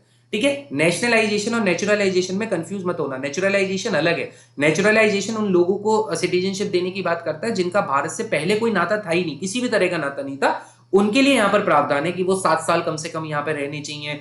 ठीक है, और जिस दिन वो मतलब जब वो रजिस्ट्रेशन करेंगे उससे 12 महीने पहले उनका यहाँ पर रेजिडेंस होना चाहिए भारत में, और उस 12 महीने से पहले जो 8 साल का पीरियड रहा होगा उस 8 साल पीरियड में उस 11 साल के पीरियड में कम से कम 8 साल का स्टे उन्होंने भारत में दिखाना होगा। ये नेचुरलाइजेशन की परिभाषा है, तभी उन्हें भारत का नागरिक माना जाएगा।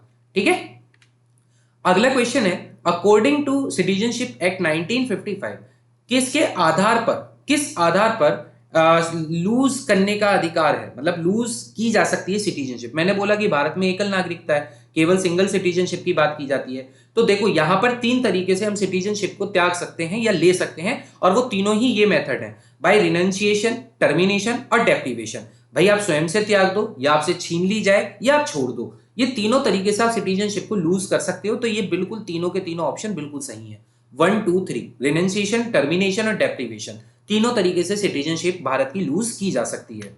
ठीक है, आपसे कह रहा है in which year fundamental duties were included in the Indian constitution. भाई अभी तो बताया फंडामेंटल ड्यूटीज 1976 42वां संविधान संशोधन के तहत आई है। स्वर्ण सिंह कमेटी ने रिकमेंडेशन दिया है, उसके बाद इनको जोड़ा गया है, प्रेजेंट में ये 11 है। तो ये कौन सा ईयर में आई है, 1976 में आई है। ठीक है, अगला क्वेश्चन आपके सामने है कि इसमें से कौन सा फंडामेंटल राइट्स नहीं है according to Indian constitution. Freedom of association, संघ बनाने का राइट है हमारे पास कि हम अपना एसोसिएशन बना सकते हैं। फ्रीडम ऑफ मूवमेंट, बिल्कुल हमारे पास मूवमेंट करने का फ्रीडम है कि हम एक शहर से दूसरे शहर में जा सकते हैं। फ्रीडम ऑफ असेंबली, बिल्कुल हम असेंबली बना सकते हैं। ठीक है, लेकिन हमारे पास ये फ्रीडम नहीं है, freedom to be elected as a member of parliament. मतलब वाह, ये हो जाए तो भाई मजा ही आ जाए कि पार्लियामेंट के मेंबर बनने की फ्रीडम भी हमारे पास आ जाए। तो भाई ये किसी भी प्रकार का कोई भी हमारे पास अधिकार, फंडामेंटल राइट नहीं है। ठीक है, बड़ा सिंपल सा क्वेश्चन है ये तो। अगला क्वेश्चन आपके सामने यहां पर है जो रिट्स पर है। ठीक है, बहुत देर से हम रिट्स कर रहे थे। अब रिट्स की परिभाषा यहां पे लिखी हुई है, habeas corpus, mandamus, quo warranto, सर्टियरी, क्या क्या है ये।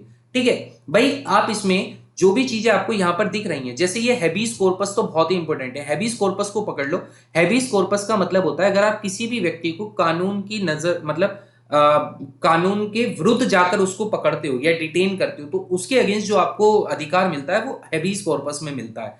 ठीक है, तो यहां पर क्या है, हेबिस कॉर्पस किसको शो करता है, तो इसका ग्राउंड होता है अनलॉफुल डिटेंशन, कानून के विरुद्ध जाकर किसी व्यक्ति की गिरफ्तारी। ठीक है, उसको हेबिस कॉर्पस, उसको कौन सी रिट लगानी होती है, हेबिस कॉर्पस की रिट लगानी होती है। ठीक है, हेबिस कॉर्पस की वहां पर उसको रिट लगानी होती है। तो ए का 2 आपको ढूंढना है, ए का 2 आपको यहां मिला, यानी कि ना तो आपका ये ऑप्शन हो सकता है, ठीक है, और ना आपका ये ऑप्शन हो सकता है, ये दो ऑप्शन तो आपके बिल्कुल नहीं हो सकते। ठीक है, इसके बाद ये जो सर्टियोरेरी होती है, ये जो सर्टियोरेरी होती है इसको भी आप याद रखना। ये जो सर्टियोरेरी रिट होती है, ये जो छोटी कोर्ट्स होती हैं, जो सबऑर्डिनेट कोर्ट होती हैं, उन कोर्ट्स को यहां पर ये बताया जाता है कि आप अपने अधिकार क्षेत्र से बाहर जाकर कोई भी फैसला नहीं दे सकते। तो यहाँ कोर्ट्स को डायरेक्शन दी जाती है, सबऑर्डिनेट कोर्ट्स को। तो ये भी बिल्कुल सही है कि इसका जो ग्राउंड है सर्टियोरेरी का, वो कौन सा ग्राउंड है, वो करेक्शनल डायरेक्शन है सबऑर्डिनेट को। ठीक है, अब अगला क्या है, अगला ये जो क्यू वारंटो है, क्यू वारंटो होता है जैसे किसी व्यक्ति ने गलत तरीके से किसी पद को हासिल कर लिया, उसके खिलाफ ये क्यू वारंटो रिट आती है। तो ये कौन सी रिट आती है, ये आती है unlawful occupation of public office, यानी कि कोई भी सरकारी विभाग है, उस सरकारी विभाग में आपके दस्तावेज ठीक नहीं थे, उसके बावजूद आप उस पोस्ट पर आ गए, तो उसके अगेंस्ट आप क्यू वारंटो ला सकते हो। ठीक है, पब्लिक ऑफिस के अगेंस्ट आती है। और मैंडेमस जो आती है वो उस व्यक्ति के खिलाफ लगती है जो नॉन परफॉर्म करता है, यानी कि पब्लिक ड्यूटीज, जो सरकारी कामकाज है उनको निभाने में वो असमर्थ हो जाता है। तो इसका मतलब क्या होगा, ए का मतलब 2 होगा, डी का मतलब 3 मैंने बताया आपको, और बी का मतलब हमारा जो हो जाएगा वो 1 हो जाएगा, और सी का मतलब 4 हो जाएगा। तो हमारा जो आंसर होगा वो होगा 2143, 2143, यानी कि option number B is right answer. ठीक है, तो आपको भाई मैचिंग में ये चीजें पकड़नी है कि किसकी बात कहां पर की गई है। समराइज कर देता हूं, हैबीज कॉर्पस का मतलब है जिस व्यक्ति को आपने पकड़ा है उस व्यक्ति को हमारे सामने पेश करो, क्योंकि आपको पता है कि 24 घंटे के बाद कोर्ट के सामने पेश करना अनिवार्य होता है, जिसमें सैटरडे और संडे या फिर कोई भी नेशनल हॉलीडे काउंटिंग नहीं होती। ठीक है, उसके बाद ये जो मेंडेमस होता है, मेंडेमस तब आता है जब ये रिट लगाई जाती है जब कोई व्यक्ति अपने काम को ठीक तरीके से नहीं कर रहा होता, उस व्यक्ति के खिलाफ ये रिट आ जाती है। क्यू वारंटा का मतलब क्या होता है, जब किसी व्यक्ति की जो एजुकेशनल क्वालिफिकेशन है, एज है, या फिर किसी भी तरह का वो क्राइटेरिया जस्टिफाई नहीं है, जिस क्राइटेरिया से वो पोस्ट उसको मिलनी चाहिए थी, उसके अगेंस्ट यहाँ क्यू वारंटो लग जाती है। और सर्टियोरेरी में क्या होता है, जब कोई भी सबऑर्डिनेट कोर्ट जो है वो अपने अधिकार क्षेत्र से बाहर जाकर कोई फैसला करने की कोशिश करती है, तो उसको करेक्शनल किया जाता है, उसको डायरेक्शन दी जाती है। ठीक है, यहाँ पर बेसिकली सबऑर्डिनेट कोर्ट को डायरेक्शन दी जाती है। क्लियर है, ये आपकी रिट्स हैं। नाउ लास्ट क्वेश्चन हमारे पास है, concept of welfare state in Indian constitution is included in. आपसे कहा गया है एक, मतलब वेलफेयर स्टेट को अगर मैं राम राज्य कहूं तो कहना बुरा नहीं होगा, मतलब कहने का मतलब है कि जो राम राज्य का कंसेप्ट है, जो लोगों की भलाई का कंसेप्ट है, ये इंडियन कॉन्स्टिट्यूशन में मुझे कहां देखने को मिलता है। भाई स्टेट की भलाई करने के लिए जो मुझे ये इसका प्रोविजन देखने को मिलता है वो मिलता है directive principle of state policy. याद रखना, ये जो directive principle of state policy है, इसका मोटिव ही है वेलफेयर स्टेट बनाना। ठीक है, एक राम राज्य बनाना, एक ऐसा राज्य बनाना जिसमें सभी लोगों को समान रूप से लेकर चला जा सके। तो directive principle of state policy में ये कंसेप्ट है। आई होप आपको ये क्लास अच्छी लगी होगी, और इस क्लास की पीडीएफ अगर आपको चाहिए तो आपको डिस्क्रिप्शन बॉक्स में एप्लीकेशन डाउनलोड करना होगा, वहां आपको इसकी पीडीएफ मिल जाएगी। ठीक है, मिलते हैं नेक्स्ट वीडियो में नेक्स्ट टॉपिक के साथ, तब तक के लिए जय हिंद, जय भारत, ध्यान रखेंगे सभी अपना।